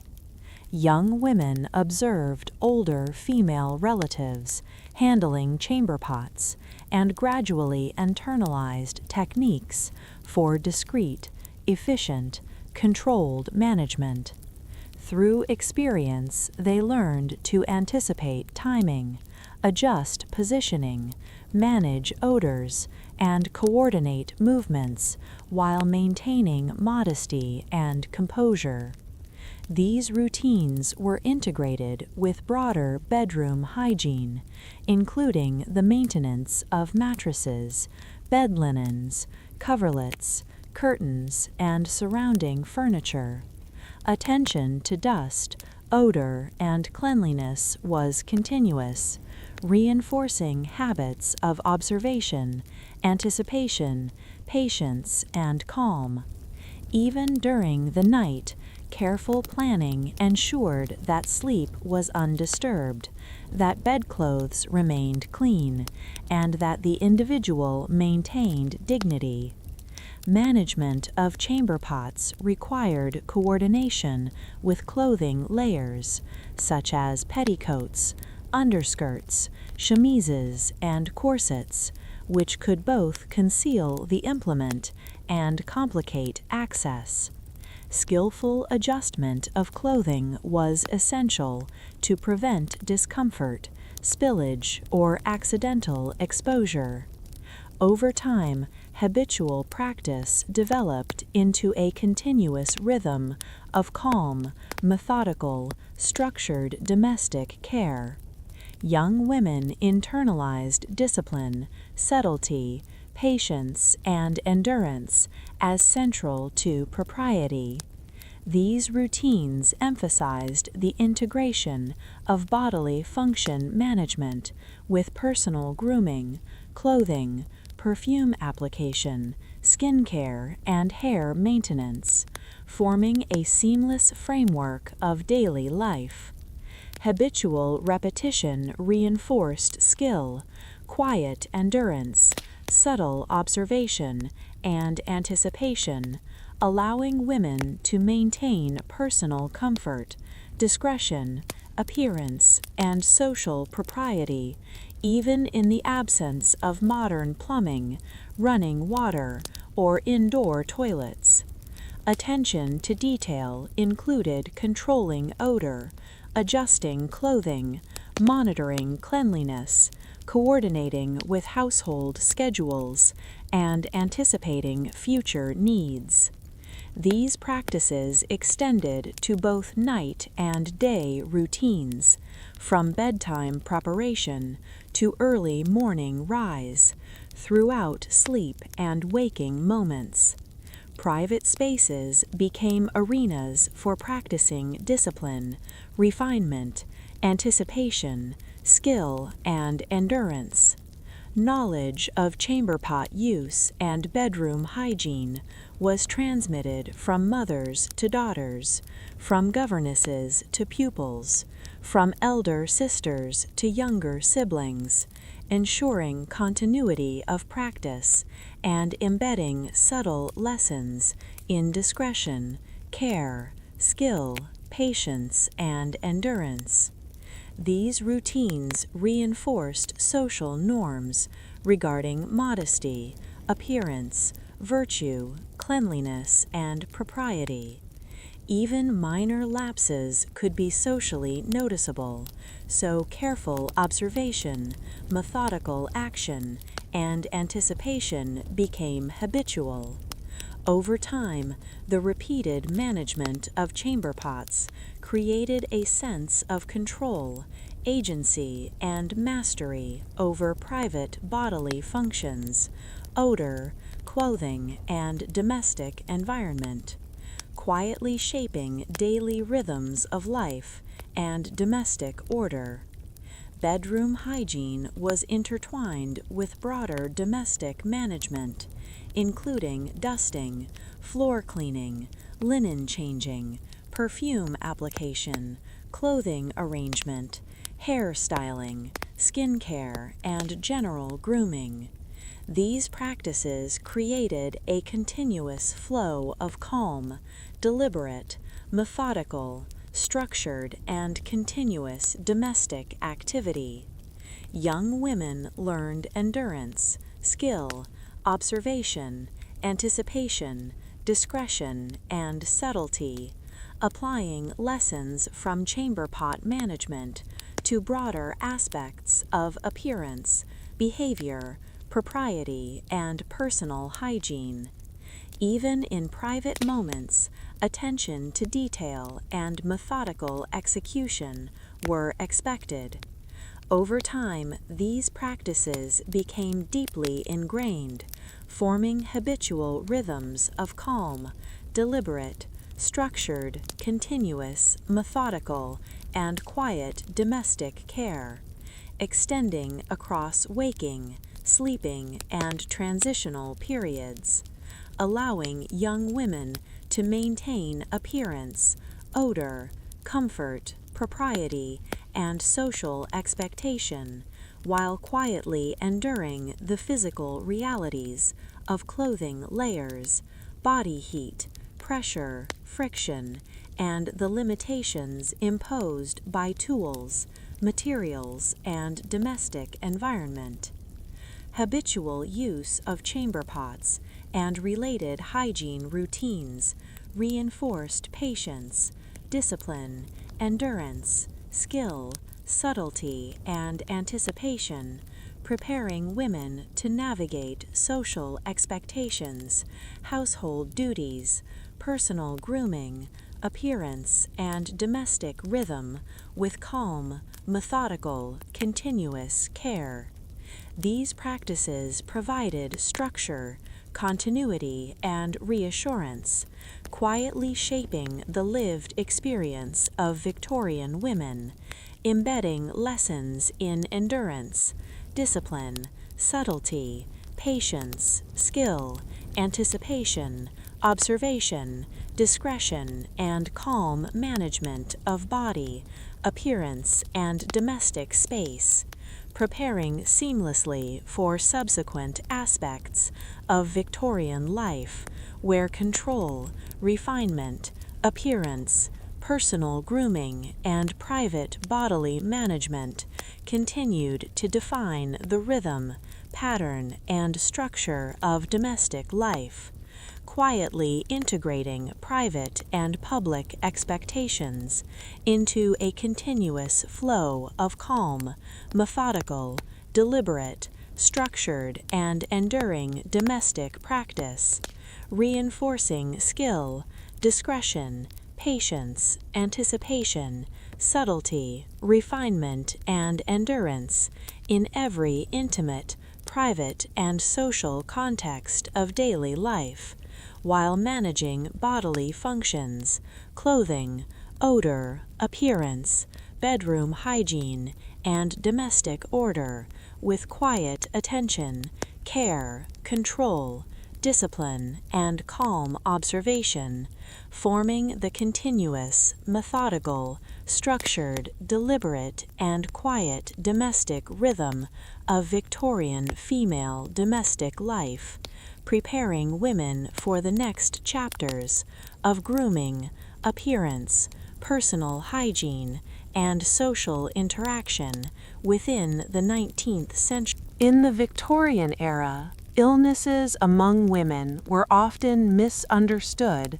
Mild fatigue, headaches, dizziness, fevers, weakness, anemia, indigestion, cramps, or other recurring discomforts were frequently attributed to what doctors, social observers, and family members described as normal female weakness, rather than recognized as symptoms of disease, nutritional deficiency, or infection.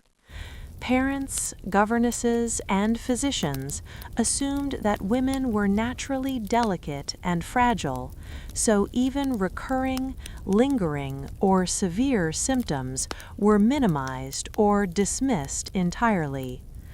Young women were expected to maintain poise, composure, appearance, domestic duties, and social duties regardless of bodily discomfort.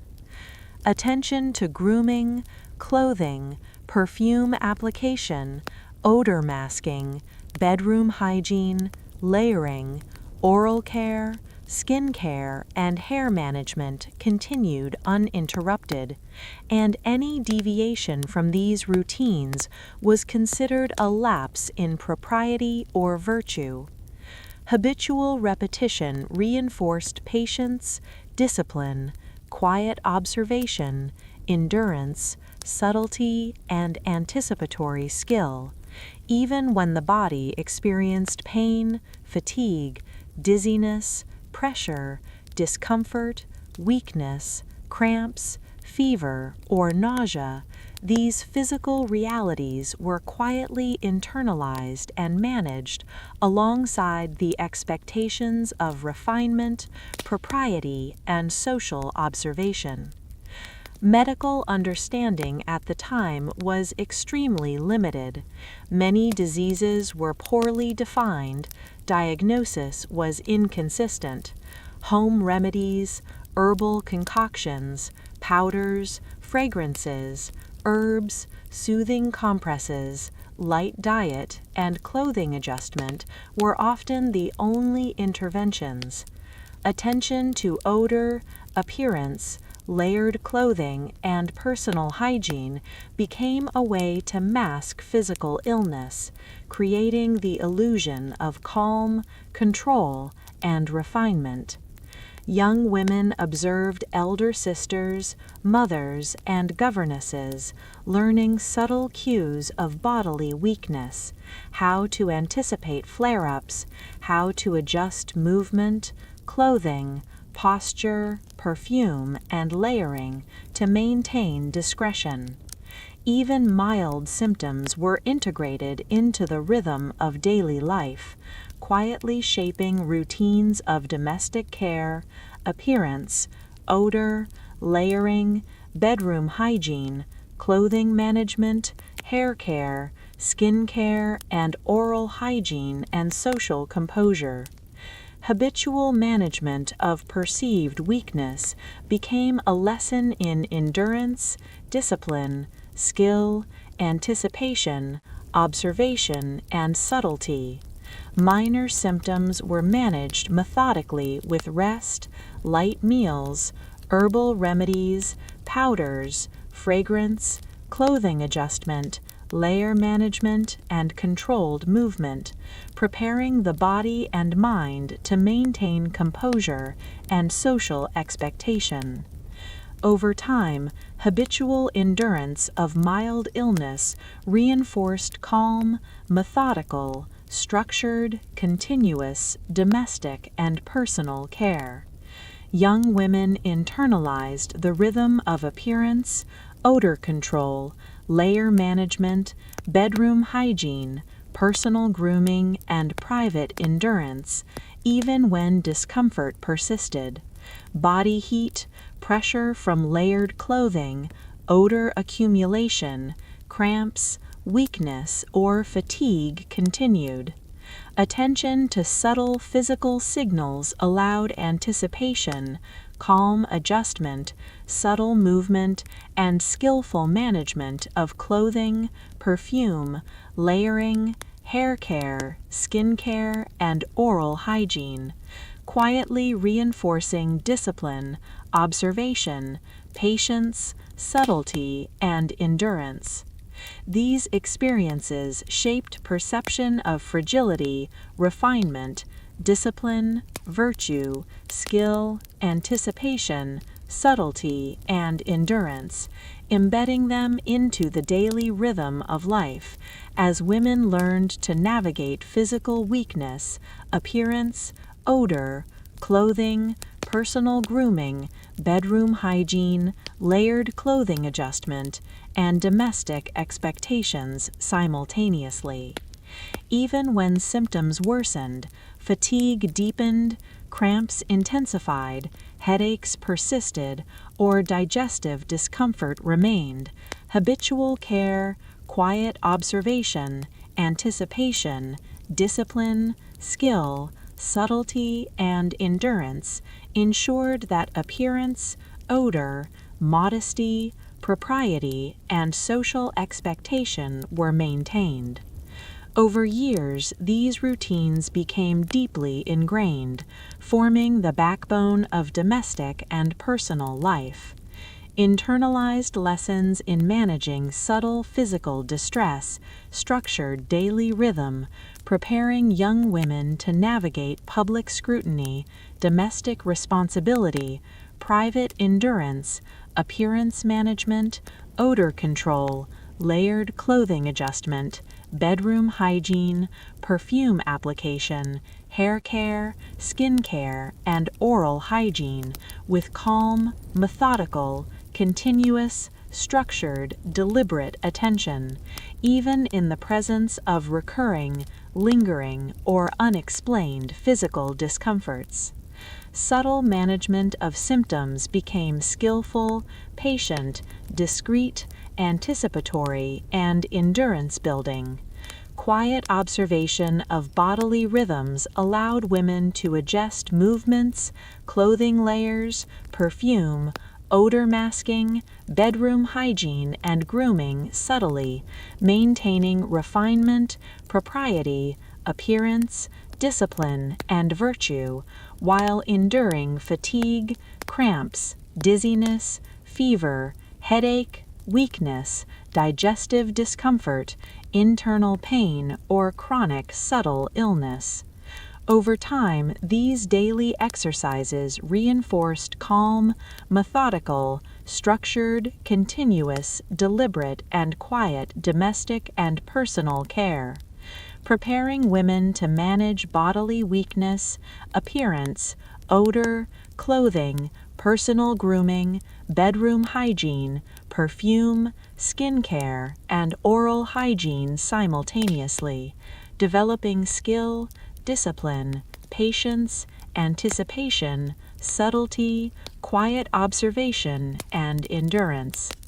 Even minor lapses in calm composure or appearance could be socially noted, encouraging careful, methodical, continuous attention to every aspect of private and domestic life. Habitual endurance of misunderstood illness embedded lessons in subtlety, anticipation, skill, patience, discipline, endurance, quiet observation, control, refinement, and propriety, preparing women to navigate social observation, domestic responsibility, private endurance, appearance management, odor control, layered clothing adjustment, bedroom hygiene, perfume application, hair care, skin care, and oral hygiene, while internal discomfort persisted, embedding endurance, skill, discipline, patience, anticipation, subtlety, and quiet observation into the daily lived experience of Victorian women, preparing them to navigate misunderstood illness, fragility, appearance, odor, layered clothing, personal grooming, bedroom hygiene, domestic responsibility, private endurance, public scrutiny, and social expectation simultaneously, while maintaining calm, methodical, continuous, structured, deliberate, and quiet control over body, appearance, odor, and domestic life, internalizing lessons in subtlety, discipline, patience, skill, anticipation, quiet observation, and endurance, shaping the rhythm, pattern, and structure of every intimate, private, and social moment in daily life, quietly teaching resilience, subtle skill, discipline, anticipation, endurance, and calm observation as young women managed illness misinterpreted as normal female weakness while maintaining appearance, odor, propriety, layered clothing adjustment, bedroom hygiene. In the Victorian era, young women were constantly guided by social pressure to appear delicate, refined, fragile, and composed. Cleanliness was not always valued above the appearance of refinement and gentility. Beauty routines emphasized the illusion of delicacy rather than actual removal of dirt, body oils, grime, or perspiration. Perfume masked odors, powders disguised accumulated residues, and layers of clothing concealed sweat, oil, stains, and unwashed skin. Young women learned early that the perception of fragility, delicacy, and refinement was more socially important than personal hygiene. Attention to grooming, clothing, perfume, odor masking, layered attire, bedroom hygiene, skin care, hair care, and oral cleanliness continued as daily rituals, even when physical cleanliness was incomplete or delayed. Habitual practice reinforced patience, discipline, skill, subtlety, anticipation, endurance, and quiet observation. Internalization of these lessons trained women to tolerate discomfort, heat, friction, odor accumulation, layered clothing, body weakness, cramps, fatigue, and social scrutiny while maintaining an outwardly composed, delicate appearance.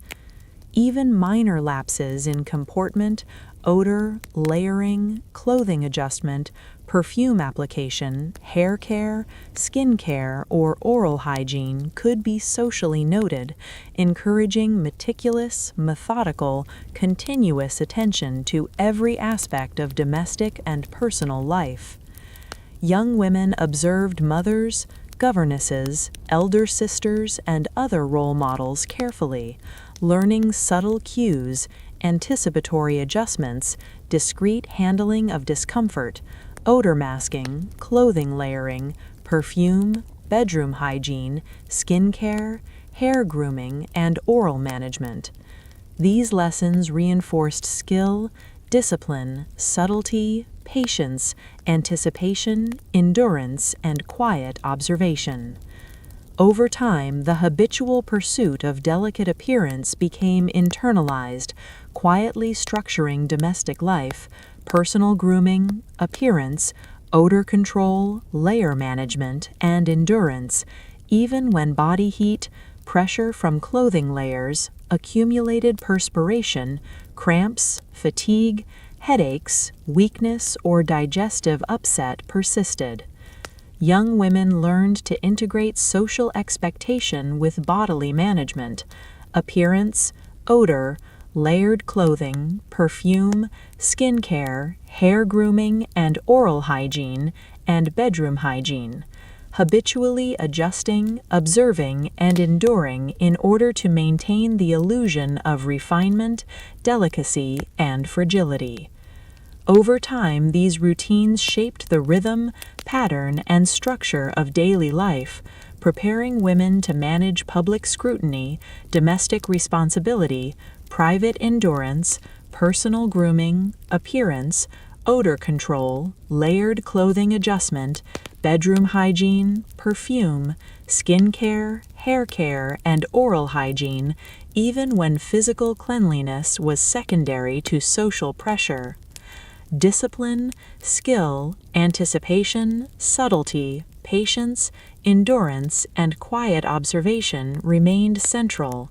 Habitual repetition reinforced internalized management of appearance, odor, layering, personal grooming, bedroom hygiene, clothing adjustment, perfume, skin care, hair care, and oral hygiene, quietly embedding subtle lessons of social expectation, refinement, discipline, anticipation, patience, endurance, skill, subtlety, and observation into every intimate, private, and domestic routine.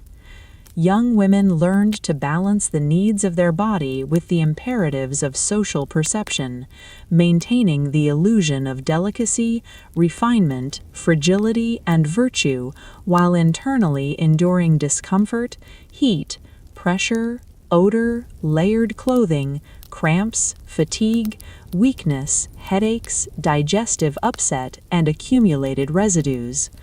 Over years, these routines became habitual, continuous, methodical, structured, deliberate, and calm, quietly embedding endurance, discipline, anticipation, patience, skill, subtlety, and quiet observation into the lived experience of Victorian women, preparing them to navigate the intricate web of social expectation, appearance, odor management, layered clothing, bedroom hygiene, personal grooming, perfume, skin care, hair care, and oral hygiene, even when physical cleanliness was secondary to social pressure, quietly training them to endure, anticipate, observe, adjust, manage, and present a continuous illusion of delicate refinement, fragility, and virtue, internalizing lessons in calm, methodical, structured, continuous,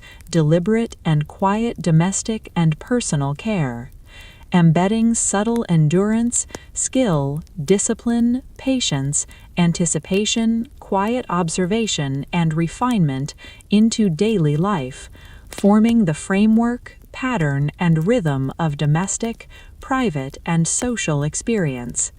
As women balanced bodily needs, accumulated residues, odor, layered clothing, perfume, skin, hair, and oral hygiene with social expectation, public observation, and private composure, habitually creating a seamless, continuous, deliberate, and methodical pattern of calm, discipline, skill, anticipation, patience, subtlety, endurance, and quiet observation, preparing the body and mind for subsequent daily rituals, appearance management, layering, perfume application, odor masking, bedroom hygiene, personal grooming, public engagement, and domestic responsibility, embedding lessons in patience, discipline, skill, anticipation, subtlety, endurance, and calm observation while maintaining outward appearance,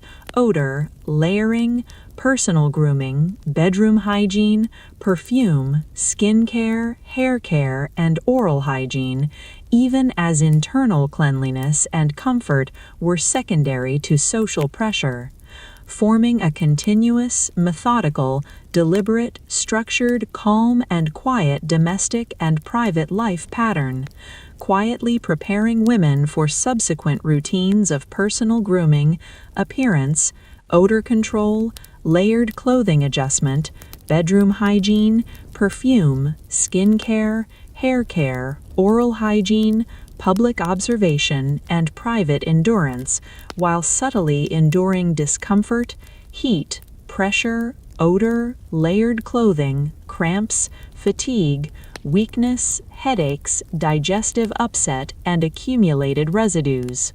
In the Victorian era, public bathing was an uncommon practice for women, largely influenced by a combination of social norms, medical beliefs, and practical limitations. Young women were expected to maintain a delicate, refined, fragile, and composed exterior, and the very act of exposing one's body in a communal or public space was considered immodest, improper, and socially inappropriate. Families, governesses, and social advisors emphasized restraint, anticipation, discipline, and subtle management of hygiene. Private washing using small basins, cloth rubs, herbal infusions, localized cleaning, and partial rinsing replaced the concept of full immersion. Bath water was expensive, difficult to obtain, or feared for its ability to provoke chills, fever, or illness, as contemporary medical opinion often warned against cold or excessive water exposure, even in the home. These beliefs were reinforced by cultural, medical, and social authority. Young women internalized avoidance of public bathing as a mark of refinement, delicacy, virtue, and propriety. Attention to appearance, personal grooming, layered clothing, odor masking, perfume application, bedroom hygiene, skin care, hair grooming, oral hygiene, and bedroom hygiene became the daily routine, even when bodily cleanliness was incomplete. Habitual repetition strengthened patience, discipline, skill, subtlety, anticipation, endurance, and quiet observation. Internalization of these routines taught women to tolerate discomfort, heat, pressure from clothing, accumulated sweat, cramps, fatigue, headaches, weakness, digestive discomfort, and persistent odors, while maintaining layered clothing, perfume, odor masking, appearance, skin care, hair grooming, oral hygiene, and bedroom hygiene. Even minor lapses in composure, appearance, odor, layer adjustment, perfume application, hair care, oral hygiene, or bedroom hygiene could be socially noted, encouraging meticulous, methodical, continuous, and deliberate attention to all aspects of domestic and personal life. Young women observed mothers, governesses, elder sisters, and peers carefully, learning subtle cues for discretion, anticipation, odor management, layering clothing, perfume, bedroom hygiene, skin care, hair grooming, and oral hygiene. Over time, these lessons reinforced patience, discipline, skill, subtlety, anticipation, endurance, and quiet observation. These practices created deeply ingrained patterns of behavior, quietly structuring domestic life. Appearance, odor control, layered clothing, perfume, skin care, hair care, oral hygiene, and bedroom hygiene in a continuous, methodical, structured, deliberate, and calm rhythm of daily life. Even as the body endured discomfort, accumulated oils, heat, pressure, layered clothing, odor, cramps, fatigue, weakness, headaches, fevers, or digestive upset, habitual avoidance of public bathing reinforced subtlety, anticipation, discipline, skill, patience, endurance, and quiet observation as central virtues. Attention to odor, appearance, layering, perfume, skin care, hair care, oral hygiene, and bedroom hygiene masked the realities of infrequent bathing, creating the illusion of refinement, delicacy, propriety, and social composure. Young women integrated domestic duty, personal grooming, appearance management, odor control, layered clothing, perfume, skin care, hair care, and oral hygiene with social expectation, maintaining calm, methodical, continuous, structured, deliberate, and quiet rhythm even when bathing was avoided. Habitually observant and annotating mothers, governesses, and elder sisters, young women learned subtle cues of propriety, anticipation, discretion, odor management, layer adjustment, perfume application, skin care, hair grooming, oral hygiene, and bedroom hygiene. Over time, these lessons reinforced patience, discipline, skill, subtlety, anticipation, endurance, and quiet observation.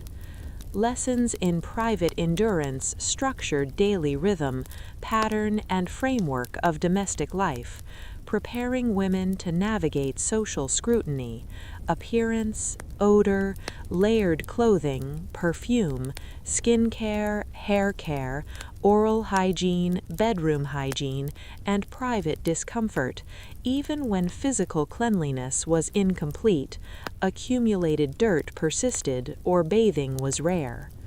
Quiet, methodical, continuous management of appearance, odor, layered clothing, perfume, skin care, hair care, oral hygiene, and bedroom hygiene taught anticipation, subtlety, discipline, skill, patience, endurance, and quiet observation, embedding them into every intimate, private, and domestic routine.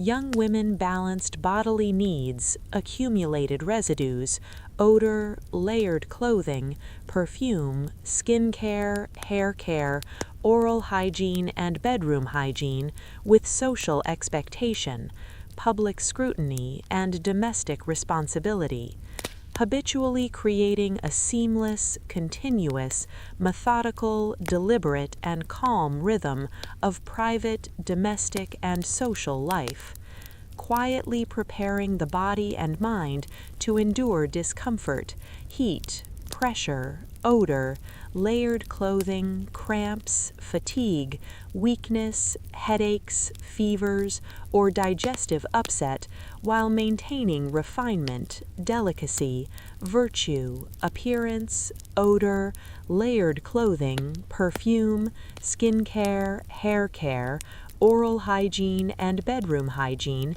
in a continuous, structured, methodical, deliberate, and calm pattern of daily life. Internalizing lessons in subtlety, discipline, skill, anticipation, patience, endurance, and quiet observation, quietly embedding these virtues into every aspect of domestic, private, and social experience, preparing women for subsequent routines, appearance management, personal grooming, layered clothing adjustment, perfume application, odor masking, skin care, hair care, oral hygiene, bedroom hygiene, public observation, domestic responsibility, and subtle endurance, while subtly enduring discomfort, heat, pressure, odor, layered clothing, cramps, fatigue, weakness, headaches, fevers, or digestive upset in a methodical, continuous, deliberate, structured, and calm rhythm of daily life, creating a deeply ingrained, continuous, methodical, deliberate, structured, calm, and patient domestic and private life framework that prepared young women to navigate social norms, public scrutiny, private endurance, appearance management, layered clothing, perfume, skin care, hair care, oral hygiene, bedroom hygiene, and odor control simultaneously, reinforcing endurance, patience, discipline, skill, anticipation, subtlety, and quiet observation, allowing them to maintain delicate, refined, virtuous appearance while internal cleanliness was secondary. establishing a continuous, methodical, deliberate, structured, calm, and patient domestic and personal life framework that guided daily routines, private endurance, appearance management, layered clothing adjustment, perfume, skin care, hair care, oral hygiene, bedroom hygiene, public observation, domestic responsibility, and subtle endurance, while quietly teaching subtle skill, discipline, anticipation, patience, endurance, and calm observation as young women managed infrequent bathing, accumulated bodily residues, odor, layered clothing, perfume, skin care, hair care, oral hygiene, and bedroom hygiene, while maintaining a continuous, structured, methodical, deliberate, and calm rhythm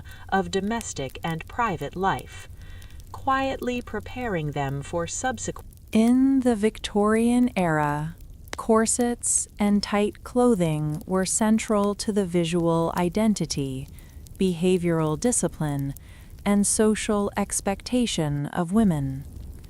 These garments were designed to shape the body into an idealized silhouette, emphasizing a narrow waist, accentuated bust, curved hips, and an overall delicate and refined appearance. The practice of wearing corsets began in adolescence and continued throughout adult life. Young women were trained from an early age to endure pressure, restriction, heat, friction, discomfort, and occasional pain as part of a structured daily routine. Attention to posture, movement, layering, appearance, odor, perfume, skin care, hair care, oral hygiene, and bedroom hygiene continued uninterrupted even while the body was compressed and restricted. Habitual use of corsets taught patience, discipline, anticipation, subtlety, skill, endurance, and quiet observation. Over time, these lessons became internalized, creating a continuous, methodical, structured, deliberate, and calm rhythm of daily life, as women learned to adjust movements, layered clothing, perfume application, odor masking, skin care, hair grooming, oral hygiene, and bedroom hygiene in coordination with the constraints imposed by tight garments. The physical pressure of corsets affected breathing, digestion, circulation, posture, comfort, heat distribution, layered clothing, and internal bodily sensations, requiring constant attention, anticipation, subtle adjustment, and quiet endurance.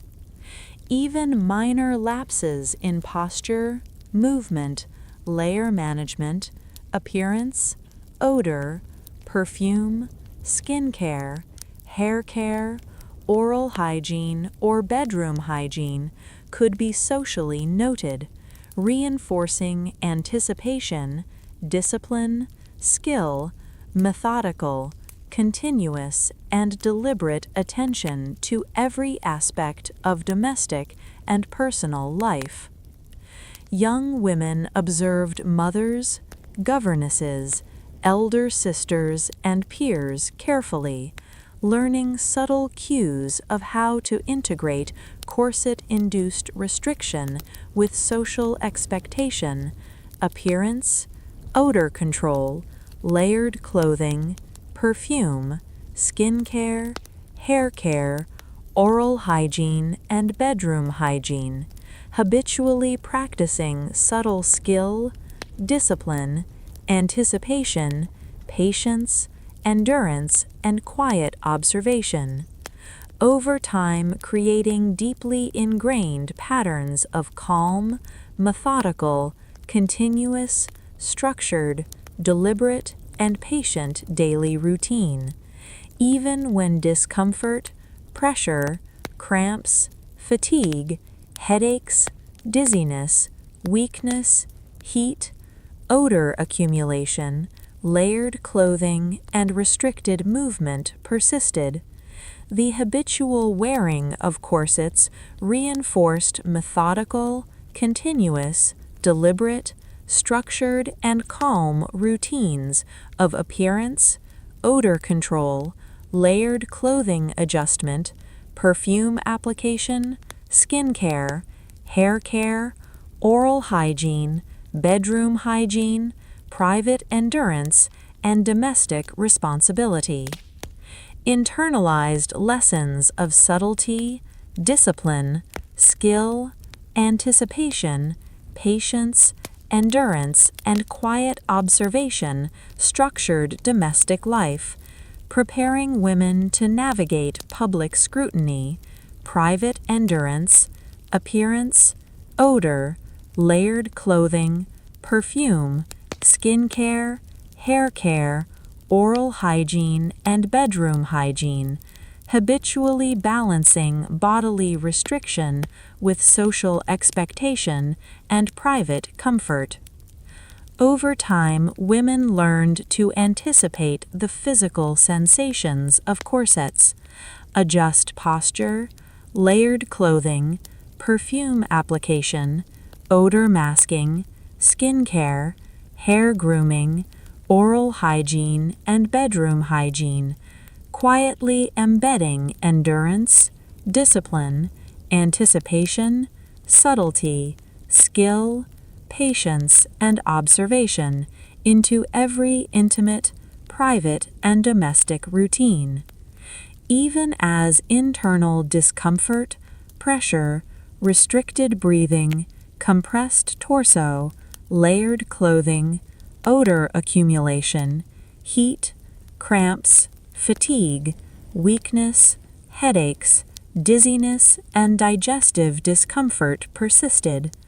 Habitual management of these factors reinforced methodical, continuous, deliberate, structured, and calm routines of appearance, odor control, layered clothing, perfume, skin care, hair care, oral hygiene, and bedroom hygiene, preparing women to maintain delicate, refined, virtuous, composed, and socially acceptable appearance while enduring internal restriction and bodily discomfort. Over years, these lessons became deeply ingrained, quietly structuring domestic life, appearance management, odor control, layered clothing, perfume, skin care, hair care, oral hygiene, bedroom hygiene, and private endurance into a continuous, methodical, structured, deliberate, and calm daily rhythm. Even minor lapses in composure, movement, appearance, odor, perfume, layered clothing, skin care, hair care, oral hygiene, or bedroom hygiene could be socially noted, reinforcing anticipation, discipline, skill, subtlety, patience, endurance, and quiet observation as essential virtues. Young women internalized these lessons, habitually coordinating corset use with layered clothing, perfume application, odor masking, skin care, hair grooming, oral hygiene, and bedroom hygiene, maintaining calm, structured, methodical, continuous, and deliberate management of body, appearance, odor, and domestic responsibility. Even as internal discomfort, pressure, layered clothing, heat, odor accumulation, cramps, fatigue, weakness, restricted breathing, headaches, dizziness, and digestive discomfort persisted. Habitual endurance, skill, discipline, anticipation, subtlety, patience, and quiet observation prepared women for subsequent routines: appearance management, layered clothing adjustment, perfume application, odor masking, skin care, hair care, oral hygiene, bedroom hygiene, personal grooming, private endurance, and domestic responsibility. Quietly embedding subtle endurance, skill, discipline, anticipation, patience, quiet observation into continuous, methodical, structured, deliberate, and calm daily personal care. Internalizing endurance, discipline, anticipation, subtlety, skill, patience, and quiet observation. Allowing women to navigate social expectation, public scrutiny, appearance, odor, layered clothing, perfume, skin care, hair care, oral hygiene, bedroom hygiene, and domestic responsibility, simultaneously, even while internal cleanliness and comfort were secondary to the structured use of corsets and tight clothing. Over time, the habitual integration of bodily restriction with domestic, private, and social routines created a deeply ingrained, continuous, methodical, deliberate, structured, and calm framework of daily life, preparing women to manage discomfort, odor, layered clothing. In the Victorian era, medical advice for women often reflected limited understanding, misconceptions, traditional beliefs, and social expectations. Physicians, midwives, apothecaries, and family elders frequently prescribed treatments that were intended to restore health, but in practice caused discomfort, restriction, illness, or fatigue. Young women were expected to follow guidance related to diet, exercise, clothing, layering, posture, perfume, personal grooming, skin care, hair care, oral hygiene, bedroom hygiene, and domestic duty, regardless of personal comfort or bodily signals. The notion that women were naturally delicate or prone to weakness led to interventions that reinforced fragility rather than improving well-being.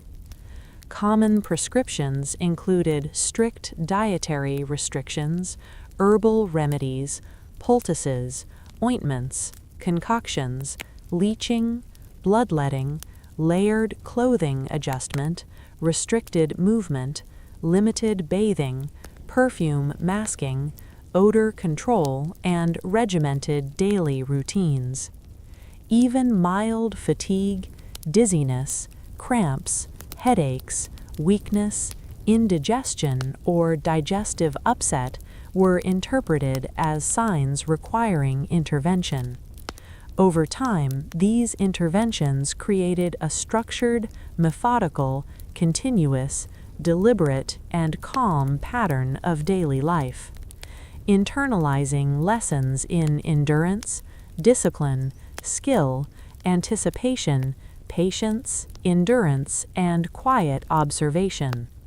Young women learned to anticipate prescribed regimens, adjust layer management, perfume application, odor masking, personal grooming, skin care, hair care, oral hygiene, and bedroom hygiene accordingly, even when medical guidance contradicted bodily signals or imposed additional restriction, pressure, heat, odor, cramps, fatigue, weakness, headaches, dizziness, or digestive upset. Habitual compliance with misguided medical advice reinforced social expectation appearance management, layered clothing, perfume, skincare, hair care, oral hygiene, bedroom hygiene, personal grooming, private endurance, and domestic responsibility. Internalized lessons of subtlety, discipline, skill, anticipation, patience, endurance, and quiet observation, structured domestic life, preparing women to navigate public scrutiny, private endurance, appearance, odor, layered clothing, perfume, skincare, hair care, oral hygiene, bedroom hygiene, and domestic responsibility.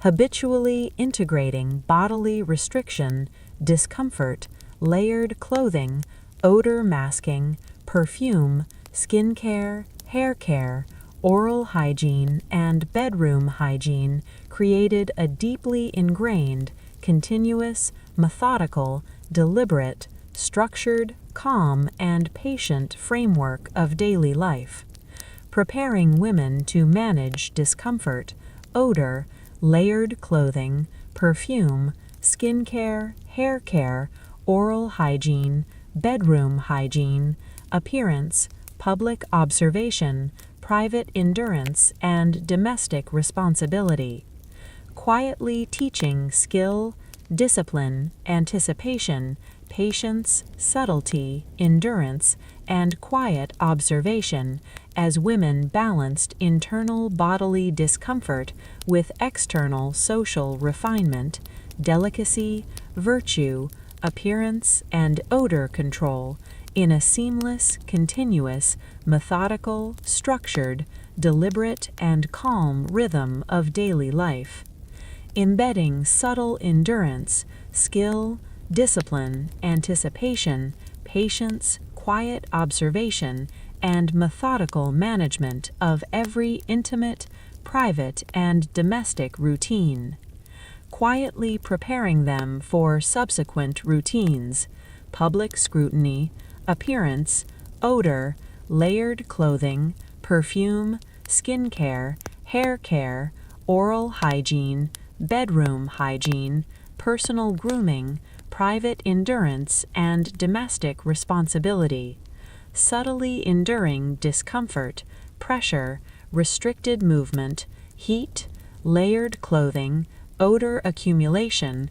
cramps, fatigue, weakness, headaches, dizziness, fever, and digestive upset in a continuous, structured, methodical, deliberate, calm, and patient daily rhythm.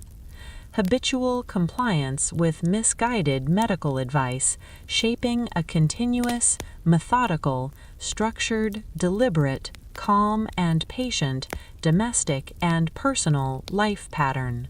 In the Victorian era, the silent spread of infection was an invisible force shaping daily life for women, as personal hygiene was limited, bathing infrequent, layers of clothing thick and restrictive, hair washed only occasionally, powders, perfumes, and pomades masking odors, shared combs, brushes, and beauty tools circulating lice, bacteria, and microbes, oral hygiene minimal without modern toothpaste, bedroom hygiene dependent on chamber pots and infrequent cleaning. The understanding of germs, disease, and infection was rudimentary at best. Families and medical practitioners attributed sickness to miasma, imbalance of humors, delicate constitution, or divine punishment. Even minor colds, fatigue, fevers, headaches, digestive upset, or skin irritations were interpreted as personal weakness or natural frailty, rather than the result of unseen pathogens. As a result, infectious agents quietly spread through homes, social gatherings, schools, churches, and neighborhoods.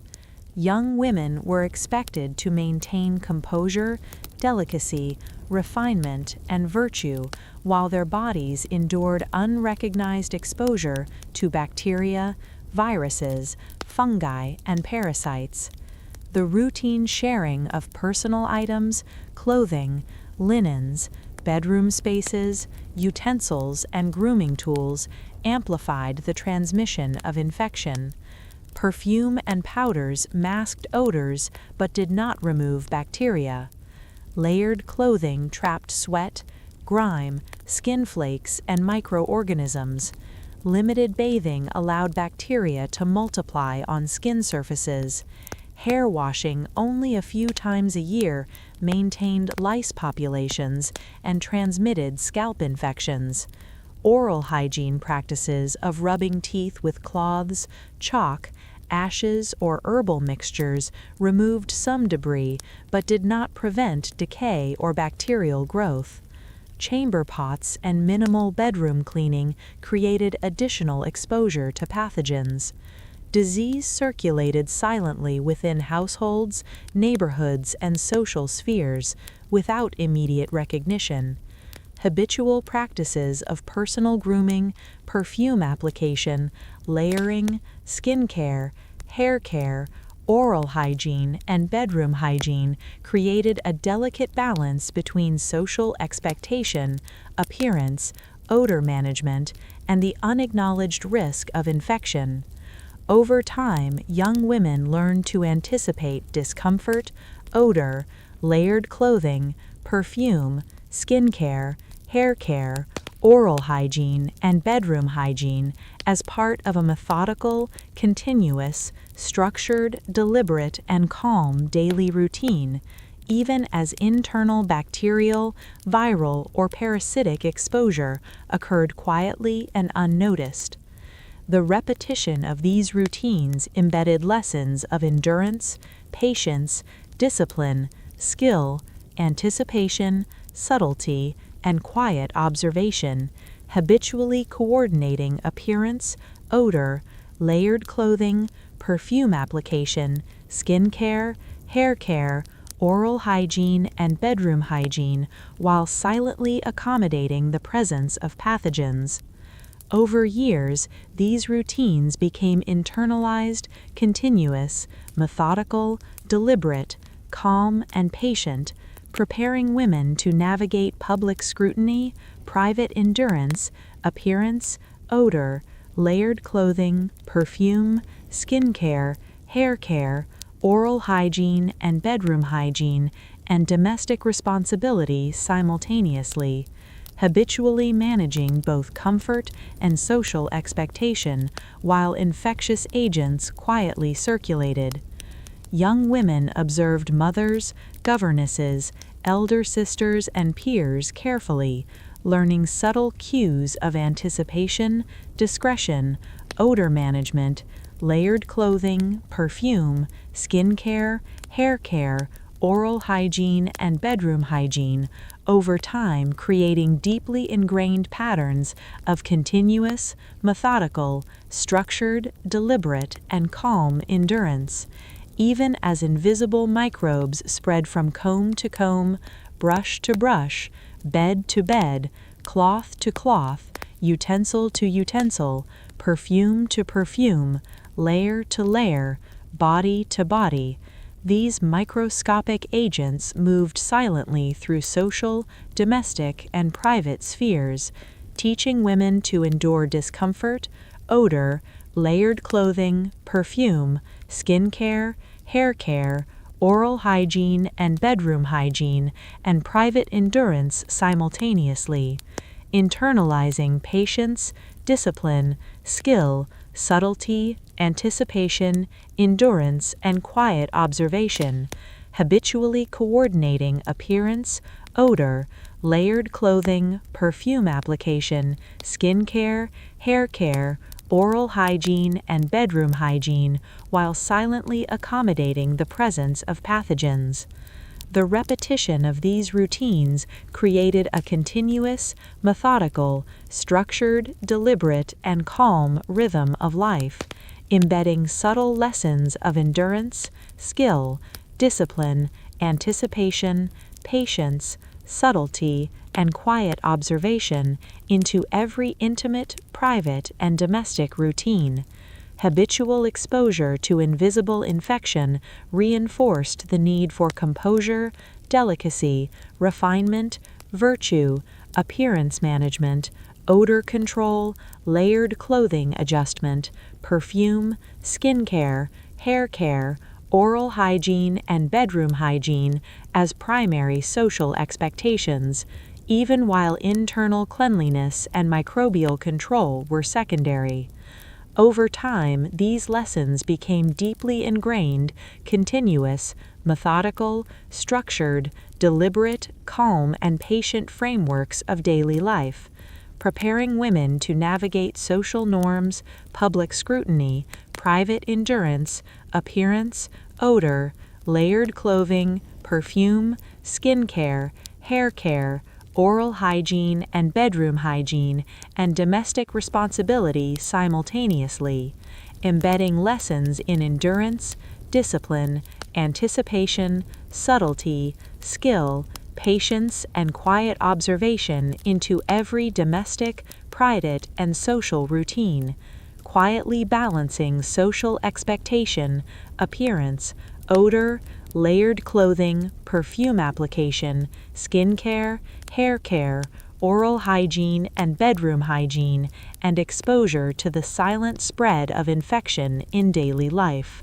In the late Victorian era and the early years of the 20th century, the gradual emergence of modern hygiene awareness began to subtly change the routines, daily practices, and social expectations surrounding personal cleanliness for women. Young women and their families slowly encountered new ideas about disease prevention, health, cleanliness, soap, water, ventilation, bedroom hygiene, oral care, hair washing, layered clothing management, perfume, skin care, and personal grooming. Public health campaigns, medical literature, magazines, books, posters, and social discourse introduced concepts of germ theory, bacterial transmission, infection prevention, and the importance of frequent washing. These ideas did not immediately replace established habits, traditional practices, or social norms, as centuries of inherited behavior, custom, belief, and expectation were deeply ingrained. Habitual avoidance of full bathing, layered clothing, restricted movement, perfume masking, shared grooming tools, limited oral hygiene, rare hair washing, and minimal bedroom cleaning persisted alongside emerging understanding of microbial risks. However, the presence of soap, running water, public baths, toothbrushes, modern toothpaste, hair care products, personal grooming tools, and educational materials slowly encouraged incremental changes in behavior. Young women observed older generations, peers, medical practitioners, teachers, and social advisors experimenting with these new tools and routines. Careful adaptation, anticipation, discretion, subtlety, skill, endurance, patience, quiet observation, and methodical repetition became central to integrating modern hygiene awareness with traditional domestic and social expectations. Even as social pressure, appearance, delicacy, virtue, odor control, layered clothing, perfume, skin care, hair care, oral hygiene, and bedroom hygiene continued to dictate behavior, habitual routines shifted slowly over years, embedding lessons in endurance, skill, discipline, anticipation, subtlety, patience, and quiet observation. Young women gradually learned to reconcile discomfort, internal bodily residues, heat, odor, layered clothing, restricted movement, cramps, fatigue, weakness, headaches, dizziness, fever, indigestion, and accumulated residues, with improved washing, cleaning, layer management, perfume application, skin care, hair care, oral hygiene, and bedroom hygiene. Gradually, full immersion bathing, frequent hand washing, thorough hair cleaning, oral care with brushes and toothpaste, bedroom sanitation, and laundering of clothing and linens became more common, though often still balanced with social norms of modesty, refinement, delicacy, appearance, private endurance, and domestic responsibility. Incremental change encouraged women to integrate modern hygiene tools and practices into continuous, methodical, structured, deliberate, calm, and patient daily routines, anticipating discomfort, adjusting layered clothing, perfume application, odor masking, skin care, hair care, oral hygiene, and bedroom hygiene, while gradually reducing the silent spread of infection. Young women learned to observe subtle cues, imitate careful technique, practice patience, endurance, skill, discipline, anticipation, and quiet observation as new understanding of germs, bacteria, and infection prevention spread slowly through social, domestic, and educational channels. The integration of soap, running water, personal grooming tools, toothbrushes, modern toothpaste, hair care products, bedroom hygiene, and laundering into daily routines required methodical, continuous, structured, deliberate, calm, and patient repetition. Habitual adjustment of layered clothing, perfume application, odor masking, skin care, hair care, oral hygiene, and bedroom hygiene became central to the maintenance of both social expectation and emerging hygiene awareness, even as discomfort, pressure, heat, odor, layered clothing, cramps, fatigue, weakness, restricted movement, headaches, dizziness, fever, indigestion, and accumulated residues persisted. The careful blending of traditional practices and modern hygiene principles created a structured framework of domestic life, embedding lessons of endurance, discipline, skill, anticipation, subtlety, patience, and quiet observation. Young women gradually learned to anticipate bodily signals, adjust layered clothing, perfume application, odor masking, skin care, hair care, oral hygiene, and bedroom hygiene, while gradually adopting more thorough bathing, hair washing, oral care, layered clothing management, perfume and skin care, bedroom cleaning, and laundering. Over time, these incremental changes established a new rhythm of life, continuous, methodical, structured, deliberate, calm, and patient, integrating traditional social expectation with modern awareness, preparing women to maintain composure, appearance, odor control, layered clothing, perfume, skin care, hair care, oral hygiene, and bedroom hygiene and domestic responsibility, quietly balancing social scrutiny, private endurance, and emerging hygiene practices. Habitual observation of peers, teachers, medical practitioners, and family members reinforced skill, discipline, anticipation, subtlety, patience, and quiet observation, gradually transforming the approach to personal cleanliness, layered clothing, perfume, odor masking, skin care, hair care, oral hygiene, and bedroom hygiene, while slowly mitigating the silent spread of infection. Over decades, modern hygiene awareness became more deeply ingrained, continuous, methodical, structured, deliberate, calm, and patient, embedding lessons of endurance, discipline, skill, anticipation, subtlety, patience, and quiet observation into every domestic, private, and social routine, preparing women to navigate both social expectation and public health, appearance, odor, layered clothing, perfume, skin care, hair care, oral hygiene, and bedroom hygiene and domestic responsibility, quietly adjusting traditional practices, layered clothing, perfume, skin care, hair care, oral hygiene, and bedroom hygiene to align with soap, water, personal grooming tools,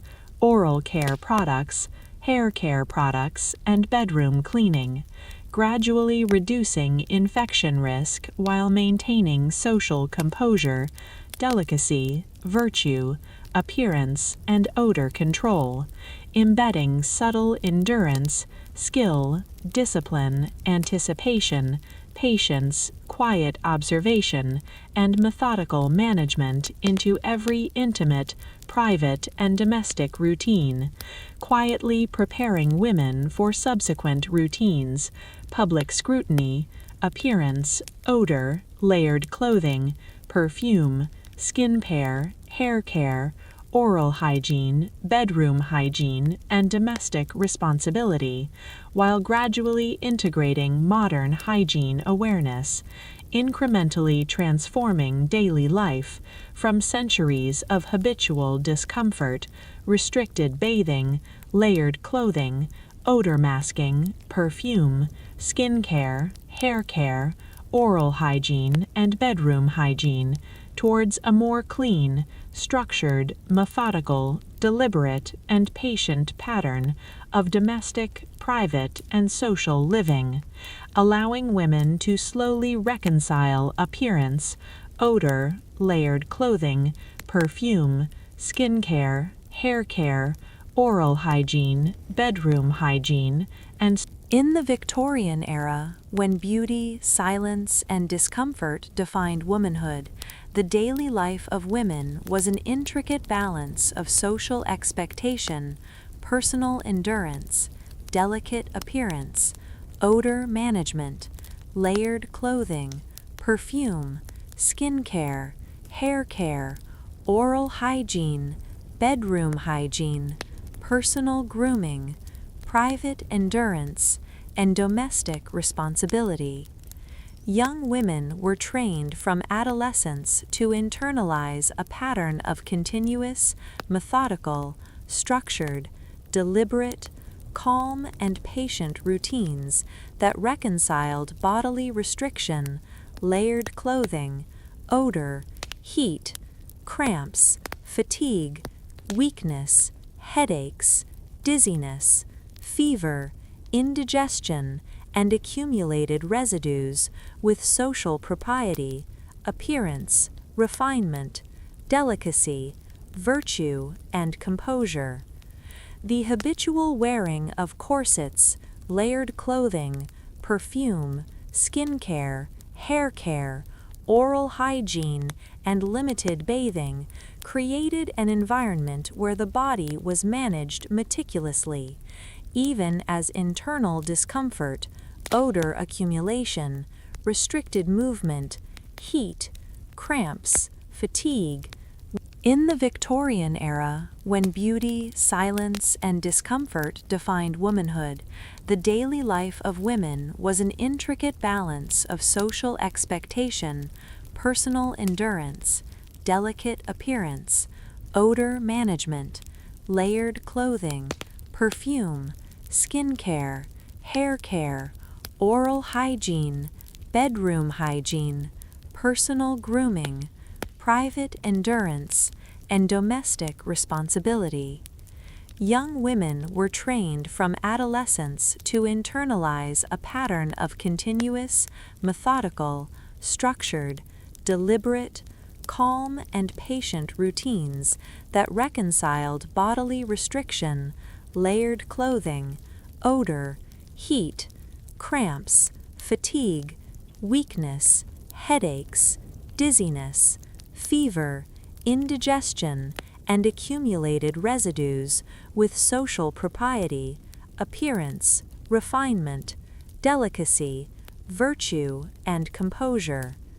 The habitual wearing of corsets, layered clothing, perfume, skincare, hair care, oral hygiene, and limited bathing created an environment where the body was managed meticulously, even as internal discomfort, odor accumulation, restricted movement, heat, cramps, fatigue, weakness, headaches, dizziness, fever, and digestive upset persisted. The use of powders, pomades, shared combs, brushes, and personal tools circulated lice, bacteria, and invisible pathogens silently through homes, schools, neighborhoods, and social gatherings. Young women were expected to maintain composure, delicacy, virtue, appearance, and odor control while unknowingly accommodating the spread of infection. Habitual routines embedded lessons in endurance, patience, discipline, skill, anticipation, subtlety, and quiet observation, preparing women to navigate public scrutiny, private endurance, appearance, odor, layered clothing, perfume, skincare, hair care, oral hygiene, bedroom hygiene, and domestic responsibility simultaneously. Medical advice often exacerbated discomfort, pressure, restricted movement, layered clothing, odor accumulation, cramps, fatigue, weakness, headaches, dizziness, fever, and digestive upset, while traditional practices of limited bathing, rare hair washing, oral hygiene without toothpaste, shared grooming tools, and minimal bedroom cleaning perpetuated the silent spread of infection. Over decades, incremental changes such as soap, running water, modern toothpaste, frequent hand washing, full immersion bathing, thorough hair washing, layered clothing adjustment, bedroom cleaning, personal grooming, and laundering gradually emerged. Young women carefully integrated these improvements into continuous, methodical, structured, deliberate, calm, and patient routines, habitually adjusting posture, layered clothing, perfume application, odor masking, skin care, hair care, oral hygiene, and bedroom hygiene, while gradually reducing risk of disease. As centuries of learned behavior, custom, belief, and expectation intertwined with emerging knowledge of germs, bacteria, and infection prevention, each generation subtly adjusted, integrating modern hygiene awareness with traditional expectations of delicacy, virtue, appearance, odor control, layered clothing, perfume, skin care, hair care, oral hygiene, bedroom hygiene, and domestic responsibility. The habitual management of discomfort, odor, layered clothing, perfume, skin care, hair care, oral hygiene, bedroom hygiene, and appearance created a rhythm of life that was continuous, methodical, structured, deliberate, calm, and patient. Internalized endurance, discipline, skill, anticipation, subtlety, patience, and quiet observation became essential qualities as women navigated the tension between internal bodily reality and external social expectation. The daily application of perfumes, layered clothing, skin care, oral hygiene, hair grooming, bedroom cleaning, and personal grooming masked discomfort, odor, and limited bathing, while simultaneously embedding subtle lessons in patience, anticipation, endurance, discipline, skill, subtlety, and quiet observation into every domestic, private, and social routine. Over time, the cumulative effect of these habits shaped a framework of womanhood defined by both resilience and silent adaptation. Young women learned to anticipate bodily sensations, adjust layered clothing, perfume application, odor masking, skin care, hair care, oral hygiene, and bedroom hygiene methodically, continuously, deliberately, structuredly, calmly, and patiently. Internal discomfort, pressure, heat, odor, layered clothing, cramps, fatigue, weakness, restricted movement, headaches, dizziness, fever, and digestive upset became normalized as background rhythm to daily life. Appearance management, odor control, layered clothing adjustment, perfume, skin care, hair care, oral hygiene, and bedroom cleaning were maintained with quiet composure.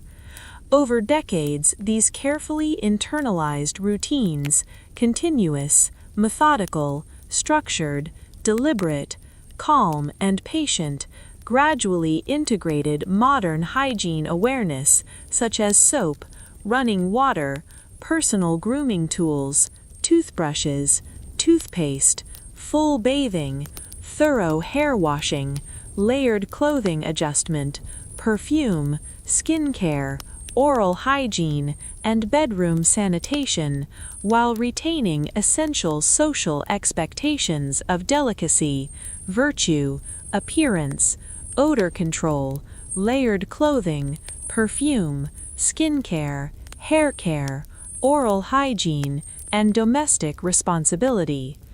Habitual endurance, skill, discipline, anticipation, subtlety, patience, and quiet observation shaped women into individuals capable of navigating both personal discomfort and public scrutiny simultaneously.